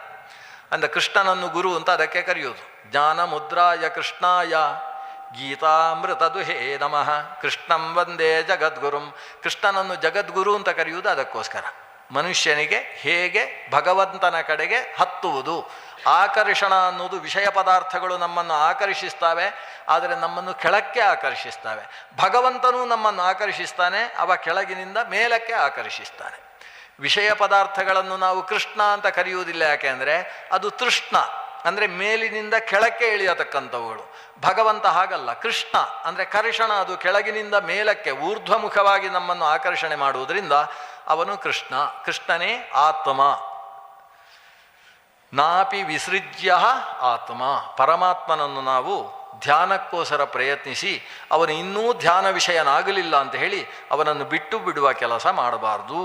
ಯಥಾ ಹಿ ಭಾನೋ ಹೃದಯೋ ನೃಚಕ್ಷುಷಾಂ ತಮೋ ನಿಹನ್ಯಾತ್ ನಚ ಸಂವಿಧತ್ತೆ ಏವಂ ಸಮೀಕ್ಷಾ ನಿಪುಣ ಸತಿ ಮೇ ಹನ್ಯಾತ್ತಮಿಶ್ರಂ ಪುರುಷಸ್ಯ ಬುದ್ಧೇ. ಪುರುಷನಿಗೆ ಮಹೋಪಕಾರಿ ಅಂದರೆ ಅವನ ಬುದ್ಧಿ ತುಂಬ ಉಪಕಾರ ಮಾಡ್ತದೆ. ತಪ್ಪು ದಾರಿಗೆ ಸಾಕ್ತಾ ಇದ್ದವನಿಗೆ ಇದು ತಪ್ಪು ಅಂತ ಹೇಳುವಂಥದ್ದು ಬುದ್ಧಿ. ಬುದ್ಧಿಯು ನಿರ್ದೇಶನ ಕೊಡ್ತಾ ಹೋಗ್ತದೆ. ಇದು ತಪ್ಪೋ ಅಂತ ಸಂಶಯ ಮಾಡುವಂಥದ್ದು ಮನಸ್ಸು. ಆ ಮನಸ್ಸಿನಲ್ಲಿದ್ದ ಸಂಶಯಕ್ಕೆ ಬುದ್ಧಿ ಹೇಳಿ ಇದು ಹೀಗೆ ಅಂತ ನಿರ್ಧಾರ ಮಾಡುವಂಥದ್ದು ಬುದ್ಧಿ. ಆದ್ದರಿಂದ ಬುದ್ಧಿ ಮನುಷ್ಯನಿಗೆ ಮಹೋಪಕಾರಕವಾದದ್ದು. ಆ ಬುದ್ಧಿಗೆ ಅಭಿಮಾನಿನಿಯಾದವಳು ಸಾಕ್ಷಾತ್ ಭಾರತೀ ದೇವಿ. ಭಾರತೀ ದೇವಿಯಿಂದ ಅಭಿಮನ್ಯಮಾನವಾದಂತಹ ಬುದ್ಧಿ ಮನುಷ್ಯನನ್ನು ಸರಿದಾರಿಯಲ್ಲಿ ಕರ್ಕೊಂಡು ಹೋಗತಕ್ಕಂಥದ್ದು. ಆದ್ದರಿಂದಲೇ ಆಕೆಗೆ ಭಾರತೀ ಅಂತ ಹೆಸರು. ಬೆಳಕು ಕೊಟ್ಟು ನಮ್ಮನ್ನು ಸಾಗಿಸುವವಳು ಅಂತ ಅದರ ಅರ್ಥ. ವಾಯುದೇವರು ಆ ಭಾರತೀಯ ಜೊತೆಗಿದ್ದುಕೊಂಡು ಮಾರ್ಗದಲ್ಲಿ ನಡೆಸ್ತಾನೆ, ಶ್ವಾಸವನ್ನು ನಿಯಂತ್ರಿಸ್ತಾನೆ. ಆ ಕಾರಣದಿಂದ ಅವನಿಗೆ ಭರತ ಅಂತ ಹೆಸರು. ಹೀಗೆ ಭರತನ ಪತ್ನಿ ಭಾರತೀ ಅಂತ ಕರೆಸಿಕೊಳ್ಳುವ ಭಾರತೀ ರಮಣ ಮುಖ್ಯ ಪ್ರಾಣ. ಭಾರತೀ ಮತ್ತು ಮುಖ್ಯ ಪ್ರಾಣರಿಬ್ಬರು ನಮ್ಮನ್ನು ಮಾರ್ಗದಲ್ಲಿ ನಡೆಸಿಕೊಂಡು ಹೋಗ್ತಾರೆ. ಈ ಪುರುಷನ ಬುದ್ಧಿ ಕೆಲವು ಸಲ ಕತ್ತಲಿಗೆ ಈಡಾಗ್ತದೆ. ಮಂಕು ಕವಿಯುವುದು ಅಂತ, ಬುದ್ಧಿಗೆ ಮಂಕು ಕವಿಯುವುದು ಅಂತ ನಾವು ಹೇಳ್ತೇವೆ. ಅಂದರೆ ಬುದ್ಧಿ ಅಂಧಕಾರದಲ್ಲಿ ಮುಳುಗೋದು. ಈ ಅಂಧಕಾರದಲ್ಲಿ ಬುದ್ಧಿ ಮುಳುಗಿದಾಗ ಅದಕ್ಕೆ ಗಾಳಿ ಬೀಸಬೇಕು, ವಾಯುದೇವರು ಬೀಸಬೇಕು, ಸಪತ್ನೀಕನಾಗಿ ಬೀಸಬೇಕು. ವಾಯು ಬೀಸಿದಾಗ ಮೋಡ ಹೋಗ್ತದೆ, ಮತ್ತೆ ಅಲ್ಲಿದ್ದಂತಹ ಮಂಕು ಹೋಗ್ತದೆ, ಅಂದರೆ ಅಲ್ಲಿದ್ದ ಕತ್ತಲೆ ಹೋಗ್ತದೆ. ಸೂರ್ಯ ಆಕಾಶದಲ್ಲಿರುವಾಗಲೇ ಸೂರ್ಯನನ್ನು ಮೋಡಗಳು ಮುಚ್ಚುವುದರ ಮೂಲಕ ಕೆಳಗಿದ್ದಂತಹ ವಸ್ತು ಸೂರ್ಯನ ಮೂಲಕ ಪ್ರಕಾಶಿತವಾಗದೇ ಇರುವ ಸ್ಥಿತಿ, ಮಂಕು ಕವಿಯುವಿಕೆ ಅನ್ನೋದು ಉಂಟಾಗ್ತದೆ. ಅಂಥ ಸ್ಥಿತಿಗೆ ದುರ್ದಿನ ಅಂತ ಹೆಸರು. ಅಮರಕೋಶದಲ್ಲಿ ದುರ್ದಿನ ಅನ್ನೋ ಶಬ್ದವನ್ನು ನೀವು ಕ್ಲಿಕ್ ಮಾಡಿ ನೋಡಿ. ಅದೇನು ಹೇಳ್ತದೆ? ದುರ್ದಿನ ಅಂದರೆ ಮೇಘಚ್ಛನ್ನಂತು ದುರ್ದಿನಂ. ಯಾವ ದಿನ ಆಕಾಶದಲ್ಲಿ ಸೂರ್ಯ ಕಾಣದೆ ಬೆಳಗ್ಗಿನಿಂದ ರಾತ್ರಿಯ ತನಕವೂ ಕೂಡ ಮೇಘಚ್ಛನ್ನವಾದ ಆಕಾಶ ಇರ್ತದೋ ಆ ದಿವಸಕ್ಕೆ ದುರ್ದಿನ ಅಂತ ಹೆಸರು. ದುರ್ದಿನ ಅಂದರೆ ಹಾಳು ದಿನ ಅಂತ ಅರ್ಥ ಅಲ್ಲ. ದುರ್ದಿನ ಅನ್ನೋ ಶಬ್ದಕ್ಕೆ ಒಂದು ಕ್ಷಣವೂ ಕೂಡ, ಒಂದು ಅರೆ ಕ್ಷಣವೂ ಕೂಡ ಸೂರ್ಯ ಕಾಣಿಸದೇ ಇದ್ದ ಮಳೆಗಾಲದ ಆ ದಿನಕ್ಕೆ ದುರ್ದಿನ ಅಂತ ಹೆಸರು. ಬೆಂಗಳೂರಲ್ಲಿ ಅಂಥ ದಿನ ಈ ವರ್ಷವೇ ಹೆಚ್ಚು ಕಂಡದ್ದು ನಾವು, ಹೋದ ವರ್ಷ ಎಲ್ಲ ಕಾಣ್ತಾ ಇರಲಿಲ್ಲ. ಅಂಥದ್ದಕ್ಕೆ ದುರ್ದಿನ ಅಂತ ಹೆಸರು. ಈ ದುರ್ದಿನ ಹೋಗಬೇಕಲ್ಲ ನಮಗೆ. ದಿನ ಅಂದರೆ ಹಗಲು, ದುರ್ದಿನ ಅಂದರೆ ಹಗಲಾಗದೇ ಇದ್ದ ದಿನ ಅಂತ ಅರ್ಥ. ಸೂರ್ಯನ ಬಿಸಿಲು ನೆಲಕ್ಕೆ ಬೀಳದೇ ಇದ್ದ ದಿನ. ಸೂರ್ಯನ ಬಿಸಿಲು ಅನ್ನೋದು ಪತಿಯಂತೆ, ಭೂಮಿ ಅನ್ನೋದು ಪತ್ನಿಯಂತೆ. ಪತಿ ಪತ್ನಿ ಸಂಯೋಗ ಆಗದೇ ಇದ್ದ ದಿನ ಅಂತ ಅದಕ್ಕೆ ಹೆಸರು. ಯಾವತ್ತೂ ಭೂಮಿಗೆ ಸೂರ್ಯನ ಬಿಸಿಲಿನ ಸ್ಪರ್ಶ ಆಗ್ತದೆ, ಆವಾಗ ಭೂಮಿಯಲ್ಲಿ ಬಿದ್ದಿದ್ದಂತಹ ನೀರಿನ ಕಾರಣದಿಂದ ಅಲ್ಲಿದ್ದ ತೃಣಗಳು ಮೊಳೆಯುವುದಕ್ಕೆ ಪ್ರಾರಂಭವಾಗ್ತದೆ. ಹೇಗೆ ಪತಿಪತ್ನಿ ಸಮಾಗಮದಿಂದ ಸಂತಾನೋತ್ಪತ್ತಿಯೋ ಹಾಗೆ ಸೂರ್ಯನ ಬಿಸಿಲು ಭೂಮಿಗೆ ಬಿದ್ದಾಗ ಮಾತ್ರ ಭೂಮಿಯಲ್ಲಿದ್ದಂತಹ ಬೀಜ ಮೊಳಕೆ ಎಳೆಯುವುದಕ್ಕೆ ಸಾಧ್ಯವಾಗ್ತದೆ. ಅಂದರೆ ಭೂಮಿ ಬಸಿರಾಗ್ತಾಳೆ ಅಂತ ಅರ್ಥ. ಭೂಮಿ ಬಸಿರಾದಾಗ ಹಸಿರು ಸೀಲೆ ಉಡಬೇಕು ಅಂತ ನಮ್ಮಲ್ಲಿ ಸಂಪ್ರದಾಯ. ಹಾಗೆ ಯಾರು ಗರ್ಭಿಣಿಯಾದ ಹೆಣ್ಣು ಮಗಳು ಅವಳು ಹಸಿರು ಸೀರೆಯನ್ನುಟ್ಟು ಸೀಮಂತೋನ್ನಯನವನ್ನು ಮಾಡಿಕೊಳ್ಳಬೇಕು ಅಂತ ವಿಧಾನ. ಯಾಕಂದರೆ ಭೂಮಿ ಬಸಿರಾದಾಗ ಎಲ್ಲೆಡೆ ಹಸಿರೋ ಹಸಿರು, ಇಲ್ಲ ಹಸಿರು, ಹರಿದ್ವರ್ಣದ ಕಾಡುಗಳು, ಹರಿದ್ವರ್ಣದ ತೃಣಗಳು ಎಲ್ಲ ಕಡೆ ತುಂಬಿ ಹಸಿರು ಸೀರೆಯನ್ನುಟ್ಟಂತಹ ಸೀಮಂತಿನಿ ಅನ್ನುವ ರೀತಿಯಲ್ಲಿ ಭೂಮಾತೆ ಕಾಣಿಸಿಕೊಳ್ತಾಳೆ. ಅದು ಸುದಿನ. ಆ ಸ್ಥಿತಿ ಇದ್ದರೆ ಅದಕ್ಕೆ ಸುದಿನ ಅಂತ ಹೆಸರು. ದುರ್ದಿನ ಮತ್ತು ಸುದಿನ ಅನ್ನುವ ಎರಡು ಶಬ್ದಗಳುಂಟು. ಈಗ ಏನಾಗ್ತದೆ, ಆಕಾಶದಲ್ಲಿ ಸೂರ್ಯ ಇದ್ದಾನೆ. ಬೇಸಿಗೆಯ ಘರ್ಮಕಾಲದಲ್ಲಿ ಸೂರ್ಯನಿಗೆ ಯಾವ ಶಕ್ತಿಯೋ ಅದೇ ಸೌರಶಕ್ತಿ, ಅದು ಆ ಮಳೆಗಾಲದಲ್ಲೂ ಕೂಡ ಇದೆ. ಆದರೆ ಆಕಾಶವೆಲ್ಲವೂ ಹಲವು ಸ್ತರದಲ್ಲಿ ಮೋಡದಿಂದ ಆಚ್ಛನ್ನವಾಗಿದೆ. ಒಂದು ಸ್ತರ ಅಲ್ಲ, ಎರಡು ಸ್ತರ ಅಲ್ಲ, 7-8 ಹಂತಗಳಲ್ಲಿ ಮೋಡಗಳು, ಬೇರೆ ಬೇರೆ ಮೋಡಗಳು ಆ ಹಂತದಲ್ಲಿ ಸೇರಿಕೊಂಡಿದ್ದಾವೆ. ಅಷ್ಟು ಘನದಿಂದ ಘನ ಸೇರಿರುವಾಗ, ಘನ ಅಂತ ಹೆಸರು. ಒಂದೇ ಲೇಯರಲ್ಲಿ ಮೋಡ ಸೇರಿದರೆ ಸ್ವಲ್ಪ ಬಿಸಿಲು ಬಿದ್ದ ಹಾಗಾಗ್ತದೆ ಭೂಮಿಗೆ. 2 ಹಂತದಲ್ಲಿ, ಒಂದು ಹಂತದಲ್ಲಿ ಮೋಡ, ಅದರ ಮೇಲೆ ಮತ್ತೊಂದು ಮೋಡ, ಅದರ ಮಧ್ಯದಲ್ಲಿ ಸ್ವಲ್ಪ ಗಾಳಿ ಬೀಸುತ್ತೆ, ಮಧ್ಯದಲ್ಲಿ ಮತ್ತೊಂದು ಮೋಡ. ಅದರಿಂದಾಗಿ ಅವುಗಳಲ್ಲಿ ಸೆಳೆತ, ಪರಸ್ಪರ ಧನಾತ್ಮಕ ಋಣಾತ್ಮಕವಾದಂತಹ ವಿದ್ಯುತ್ ಶಕ್ತಿಗಳ ಸಂಘರ್ಷ. ಆ ಸಂಘರ್ಷದಿಂದ ಅಲ್ಲಿ ವಿದ್ಯುತ್ ಸೌದಾಮಿನಿ, ಅನೇಕ ಮಿಂಚುಗಳು ಕಾಣಿಸಿಕೊಳ್ಳುವುದು, ನಾನಾ ರೀತಿಯ ಘರ್ಜನೆಗಳು, ಇವೆಲ್ಲ ನಡೀತಾ ಇರುವಂಥ ಸ್ಥಿತಿಯಲ್ಲಿ ಭೂಮಿಗೆ ಬೆಳಕಿನ ಒಂದು ಸ್ಥಿತಿ ಅತ್ಯಂತ ಕನಿಷ್ಠವಾಗಿರ್ತದೆ. ಈ ಕನಿಷ್ಠವಾದಂತಹ ಬೆಳಕು ಭೂಮಿಗೆ ಬೀಳುವಂಥದ್ದು ದುರ್ದಿನ. ಇದು ಪರಿಹಾರವಾದರೆ ಮಾತ್ರ ಭೂಮಿಯಲ್ಲಿದ್ದಂತಹ ಒಂದು ರೀತಿಯ ಮಂಕು ಕವಿಯುವಿಕೆ, ಆ ಮಂಕು ದೂರವಾಗ್ತದೆ. ಅದಾಗಬೇಕಾದ್ರೆ ಏನಾಗಬೇಕು? ಯಥಾ ಹಿ ಭಾನೋ ಉದಯೋ ನೃಚಕ್ಷುಷಾಂ ತಮೋ ನಿಹನ್ಯಾತ್ ನಚ ಸಂವಿಧತ್ತೆ. ಅದಕ್ಕೆ ಗಾಳಿ ಬೀಸಬೇಕು. ಸಿಕ್ಕಾಬಟ್ಟೆ ಗಾಳಿ ಬೀಸಿದರೆ ಈ ಮೋಡಗಳನ್ನು ಚದುರಿಸ್ತದೆ. ಅದು ಚದುರಿದ ಮೋಡದಿಂದಾಗಿ ಆಕಾಶದಲ್ಲಿದ್ದ ಸೂರ್ಯನ ಬಿಸಿಲು ಭೂಮಿಗೆ ಬೀಳುತ್ತದೆ, ವಸ್ತು ಅದರಿಂದ ಪ್ರಕಾಶಿತವಾಗ್ತದೆ. ಹಾಗೆ ಇಲ್ಲಿ ಭಗವಂತ ಸೂರ್ಯನ ಸ್ಥಾನದಲ್ಲಿದ್ದಾನೆ. ಆ ಸೂರ್ಯನ ಬಿಸಿಲು ನಮಗೆ ಬೀಳುವುದಿಲ್ಲ ಅಂದರೆ ನಮ್ಮ ಹೃದಯದಲ್ಲಿ ಭಗವಂತನ ರೂಪ ಕಾಣಿಸಿಕೊಳ್ಳುವುದಿಲ್ಲ ಅಂತ ಅರ್ಥ. ಬುದ್ಧಿಗೆ ಮಂಕು ಕವಿದಿದೆ ಅಂತ ಅರ್ಥ. ಬುದ್ಧಿಗೆ ಭಗವದ್ ದರ್ಶನ ಆಗ್ತಾ ಇಲ್ಲ, ಈಕ್ಷಾ ಆಗ್ತಾ ಇಲ್ಲ. ಅದಕ್ಕೇನು ಮಾಡಬೇಕು? ಗಾಳಿ ಬೀಸುವುದಕ್ಕೆ ಹೇಳಬೇಕು. ಒಳಗಿನಿಂದ ಮೊದಲು ಪ್ರಾಣನನ್ನು, ಗುರುಚಿಂತನೆಯನ್ನು ಮಾಡಬೇಕು. ಅದಕ್ಕೆ ಹೇಳುವುದು ಮುಕುಂದ ಭಕ್ತಿಯೈ ಗುರುಭಕ್ತಿ ಜಾಯೈ. ಗುರುಭಕ್ತಿಯಿಂದ ಮುಕುಂದ ಭಕ್ತಿ ಜನನ ಅಂದರೆ ಹಾಗೆ. ವಾಯುಭಕ್ತಿಯನ್ನು ನೀವು ಮಾಡ್ತಾ ಹೋದ ಹಾಗೆ ವಾಯು ಈ ಒಳಗಿದ್ದ ಬುದ್ಧಿಗೆ ಏನು ಮಂಕು ಕವಿದಿದೆ, ಅರ್ಥಾತ್ ಸೂರ್ಯನಿಗೆ ಅಡ್ಡಲಾಗಿ ನಾನಾ ಸ್ತರದಲ್ಲಿ ಮೋಡಗಳು ನಿಂತಿದ್ದಾವೆ, ಆ ಮೋಡಗಳನ್ನು ಚದುರಿಸಿ ಬಿಡ್ತಾರೆ. ವಾಯು ಬೀಸಿದಾಗ ಹೃದಯದಲ್ಲಿದ್ದಂತಹ ಕಾಮ, ಕ್ರೋಧ, ಲೋಭ ಮೊದಲಾದಂತಹ ನಾನಾ ಥರದ ಹಂತಗಳಲ್ಲಿ ಸೇರಿ ಘನ ಅನ್ನುವ ರೀತಿಯಲ್ಲಿ ಸೇರಿದ್ದಂತಹ ಮೋಡಗಳೆಲ್ಲವೂ ಚದುರಲ್ಪಟ್ಟಾಗ ಆ ಬುದ್ಧಿಯಲ್ಲಿ ಭಗವಂತ ಕಾಣಿಸಿಕೊಳ್ತಾನೆ. ಕವಿದಿದ್ದ ಮಂಕು ದೂರವಾಗ್ತದೆ. ಏವಂ ಸಮೀಕ್ಷಾ ನಿಪುಣ ಸತಿ ಮೇ. ಈ ರೀತಿ ನಿಪುಣವಾದ ರೀತಿಯ ಚಿಂತನೆಗಳು ನಡೆದಾಗ ಒಳಗಿನಿಂದ ಸಮೀಕ್ಷಾ ಅಂದರೆ ಭಗವಂತನ ಸಮ್ಯಕ್ ಈಕ್ಷಣ ಅನ್ನೋದು ನಡೆಯುತ್ತೆ. ಅದು ಹನ್ಯಾತ್ ತಮಿಸ್ರಂ ಪುರುಷಸ್ಯ ಬುದ್ಧೇ. ಈ ಪುರುಷನ ಬುದ್ಧಿಯ ಮೇಲೆ ತುಂಬಿದಂತಹ ಮಂಕು, ತಮಿಸ್ರ, ಕತ್ತಲು, ಅದನ್ನು ಹನ್ಯಾತ್, ಅದು ನಾಶ ಮಾಡುತ್ತೆ. ಒಟ್ಟು ಒಂದು ಒಗಟಿನ ರೂಪದಲ್ಲಿ ವಸ್ತುತಃ ಈ ಶ್ಲೋಕ ಇದೆ. ಈ ಶ್ಲೋಕ ಹೇಳಿದಂತಹ ಅಂತಃಸಾರ ಇಷ್ಟು: ಮನುಷ್ಯನ ಬುದ್ಧಿ ದೇವರನ್ನು ಕಾಣಬೇಕು. ಆದರೆ ಆ ಮನುಷ್ಯನ ಬುದ್ಧಿ ಎಷ್ಟೋ ಸಂದರ್ಭದಲ್ಲಿ ಬಾಹ್ಯ ಪ್ರಪಂಚದ ವಿಷಯಗಳನ್ನು ಆಲೋಚನೆ ಮಾಡ್ತಾ ಇರ್ತದೆ. ಬಾಹ್ಯ ವಿಷಯಗಳ ಚಿಂತನೆ ಅನ್ನುವುದೇ ಅದಕ್ಕೆ ಕವಿದಂತಹ ಮಂಕು ಅಂತ ಕರೆಸಿಕೊಳ್ತದೆ. ಮಂಕು ಕವಿದಂತಹ ಬುದ್ಧಿಗೆ ದೇವರು ಕಾಣಿಸುವುದಿಲ್ಲ. ಹಿಂದೆ ಓದಿರ್ತಂತಹ ಅಥವಾ ಹಿಂದೆ ಚಿತ್ರದಲ್ಲಿ ಕಂಡಿದ್ದಂತಹ, ಪ್ರತಿಮೆಯಲ್ಲಿ ನೋಡಿರತಕ್ಕಂತಹ ಅಥವಾ ಶಾಸ್ತ್ರದ ಅನುಸಂಧಾನದಿಂದ ತಾನು ಚಿಂತನೆ ಮಾಡಿರತಕ್ಕಂಥ ಭಗವಂತನ ಗುಣಗಳನ್ನು ಆ ಒಳಗೊಂದು ಪ್ರತಿಮೆಯಲ್ಲಿ ಚಿಂತನೆ ಮಾಡುವುದಕ್ಕೆ ಬುದ್ಧಿ ಸೋತು ಹೋಗ್ತದೆ. ಸೋತು ಹೋದ ಸ್ಥಿತಿಯಲ್ಲಿ ಸೂರ್ಯನಿಗೆ ಮೋಡ ಮುಚ್ಚಿದ ಹಾಗೆ ಒಂದು ಪರಿಸ್ಥಿತಿ ಇರ್ತದೆ. ಈ ಪರಿಸ್ಥಿತಿಯಲ್ಲಿ ನಾವು ವಾಯುದೇವರನ್ನು ಧ್ಯಾನಿಸಬೇಕು. ಆ ವಿಘ್ನ ನಿವೃತ್ತಿಗೆ ಬೇಕಾಗಿ ವಾಯುವನ್ನು ಪ್ರಾಣಾಯಾಮದ ಮೂಲಕ ಧ್ಯಾನಿಸಿ, ಪ್ರಾಣಾಯಾಮದ ಶಕ್ತಿಯಿಂದ ವಾಯುವನ್ನು ಒಲಿಸಿಕೊಂಡು ವಾಯು ಬೀಸಿದ ಹೊತ್ತಿಗೆ ಅದೆಲ್ಲ ಹಾರಿ ಹೋಗ್ತದೆ. ಅದರಿಂದ ಯಾಕೆ ಧ್ಯಾನದಲ್ಲಿ ಪ್ರಾಣಾಯಾಮ, ಅದು ಇದರಿಂದ ಅರ್ಥ ಆಗ್ತದೆ. ಒಂದು ರೀತಿಯ ಚಾಟು ಶ್ಲೋಕ ಇದ್ದ ಹಾಗಿದೆ. ಇದು ಪ್ರಾಣಾಯಾಮದ ಮಹತ್ವವನ್ನು ಹೇಳೋದು. ಗಾಳಿಯನ್ನು ನಾವು ಸರಿಯಾದ ರೀತಿಯಲ್ಲಿ ಮಾಡಿಕೊಂಡಾಗ ಅದು ಒಳಗಿದ್ದ ಮೋಡಗಳನ್ನು ಚದುರಿಸ್ತದೆ. ಚದುರಿದ ಮೋಡದಲ್ಲಿ ಆ ಬೆಳಕು ನಿಮಗೆ ಕಾಣಿಸುತ್ತೆ. ಒಳಗಿನ ಬೆಳಕು ಕಾಣುವುದಕ್ಕೋಸ್ಕರ ಸರಿಯಾದ ರೀತಿಯ ಪ್ರಾಣಾಯಾಮ ಬೇಕು, ವಾಯು ಚಿಂತನೆ ಬೇಕು. ಇನ್ನೊಂದು 5 ನಿಮಿಷದೊಳಗೆ ಉಪಸಂಹಾರ ಮಾಡ್ತೇನೆ. ತುಂಬ ಹೆದರ್ಕೊಳ್ಬೇಡಿ, ಏನು ಇವತ್ತು 1.5 ಗಂಟೆ ಮಾಡ್ತಾರಾ ಅಂತ ಹೆದರ್ಕೋಬೇಡಿ, ಮುಗಿಸ್ತೇನೆ. ಯಾಕಂದರೆ ಈ ಅಧ್ಯಾಯ ಮುಗಿಸಲೇಬೇಕು ಅಂತ ನಾನು ಅವರ ಹತ್ರ ಹೇಳಿ ಬಂದಿದ್ದೇನೆ.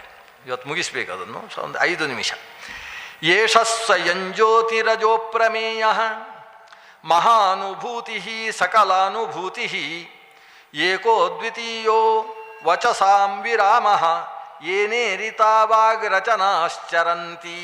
ಈ ಶ್ಲೋಕದ ವ್ಯಾಖ್ಯಾನವನ್ನು ನಾನು ಹಿಂದಿನ ಉಪನ್ಯಾಸದಲ್ಲಿ ಮಾಡಿದ್ದೇನೆ, ಹಾಗಾಗಿ ಮುಂದೆ ಹೋಗ್ತೇನೆ. ಯಾಕಂದರೆ ಈ ವಿಷಯ ಶುರುವಾಗುವಾಗ ಇದನ್ನು ಹೇಳಿ ಶುರು ಮಾಡಿದ್ದು.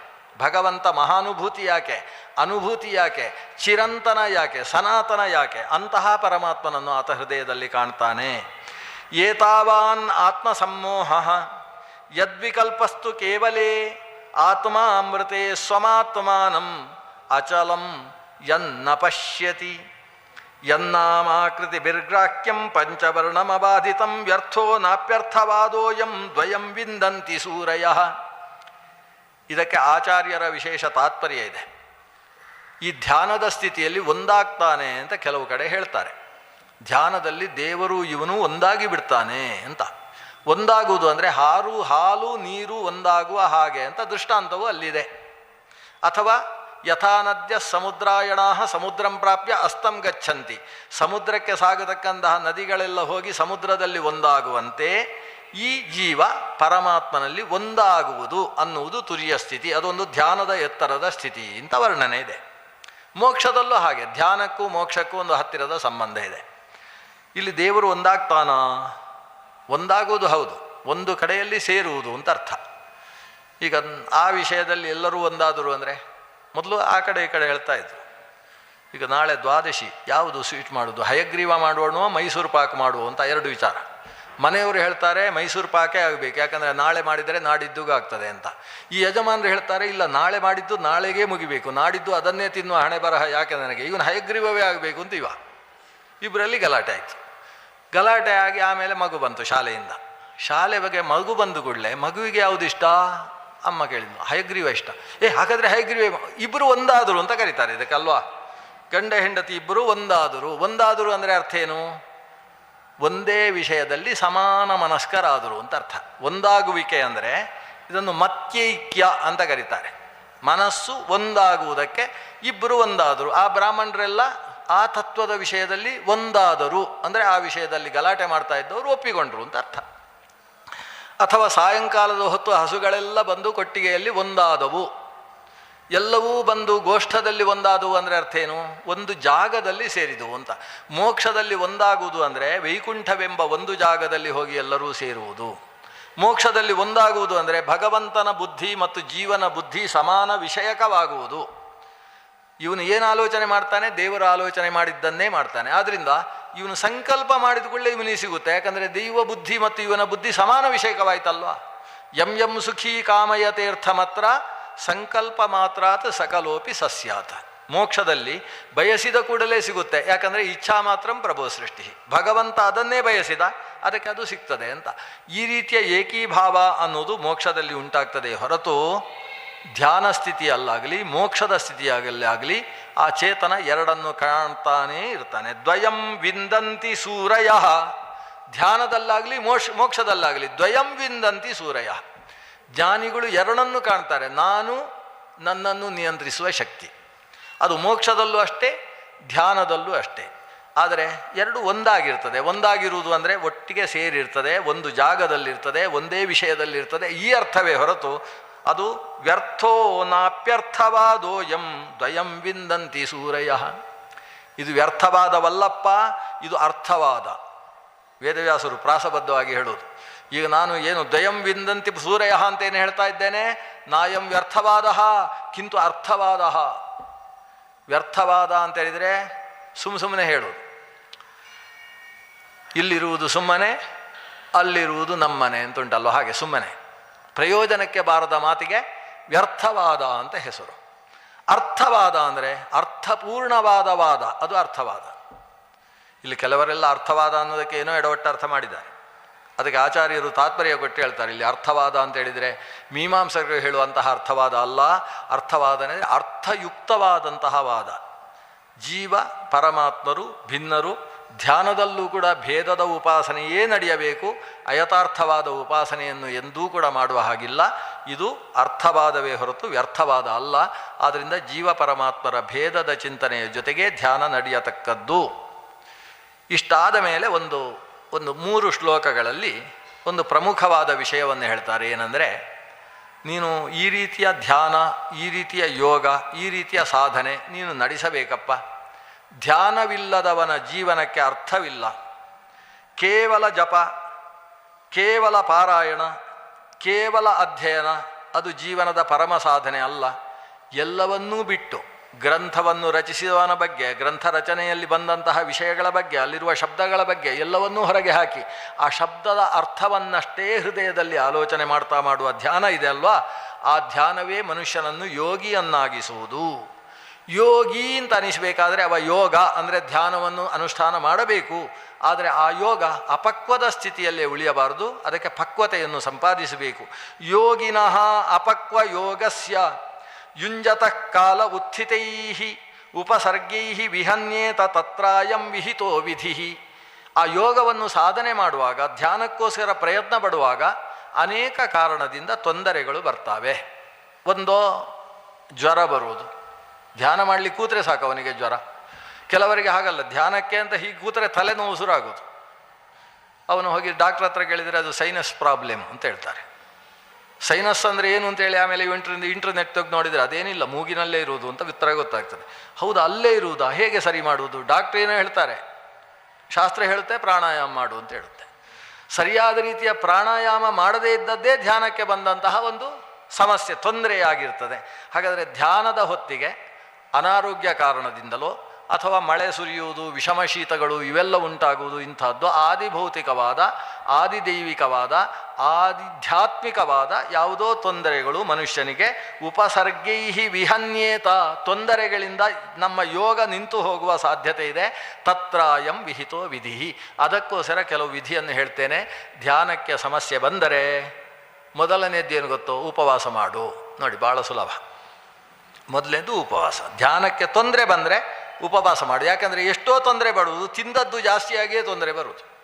ಧ್ಯಾನಕ್ಕೆ ಕೂತ್ರೆ ಸಾಕು, ಒಂದು ಸಲ ಏನದು ಶೌಚಾಲಯ, ಈಗೆಲ್ಲ ಏನೇನು ಶಬ್ದ ವ್ಯತ್ಯಾಸ ಆಗುತ್ತೆ. ನಮಗೆ ಮೊದಲು ಯಾವುದೋ ಶಬ್ದ ಹೇಳ್ತಾರೆ, ಈಗೇನು ವಾಶ್ರೂಮ್ ಅಂತೇನು ಹೇಳಬೇಕಂತೆ.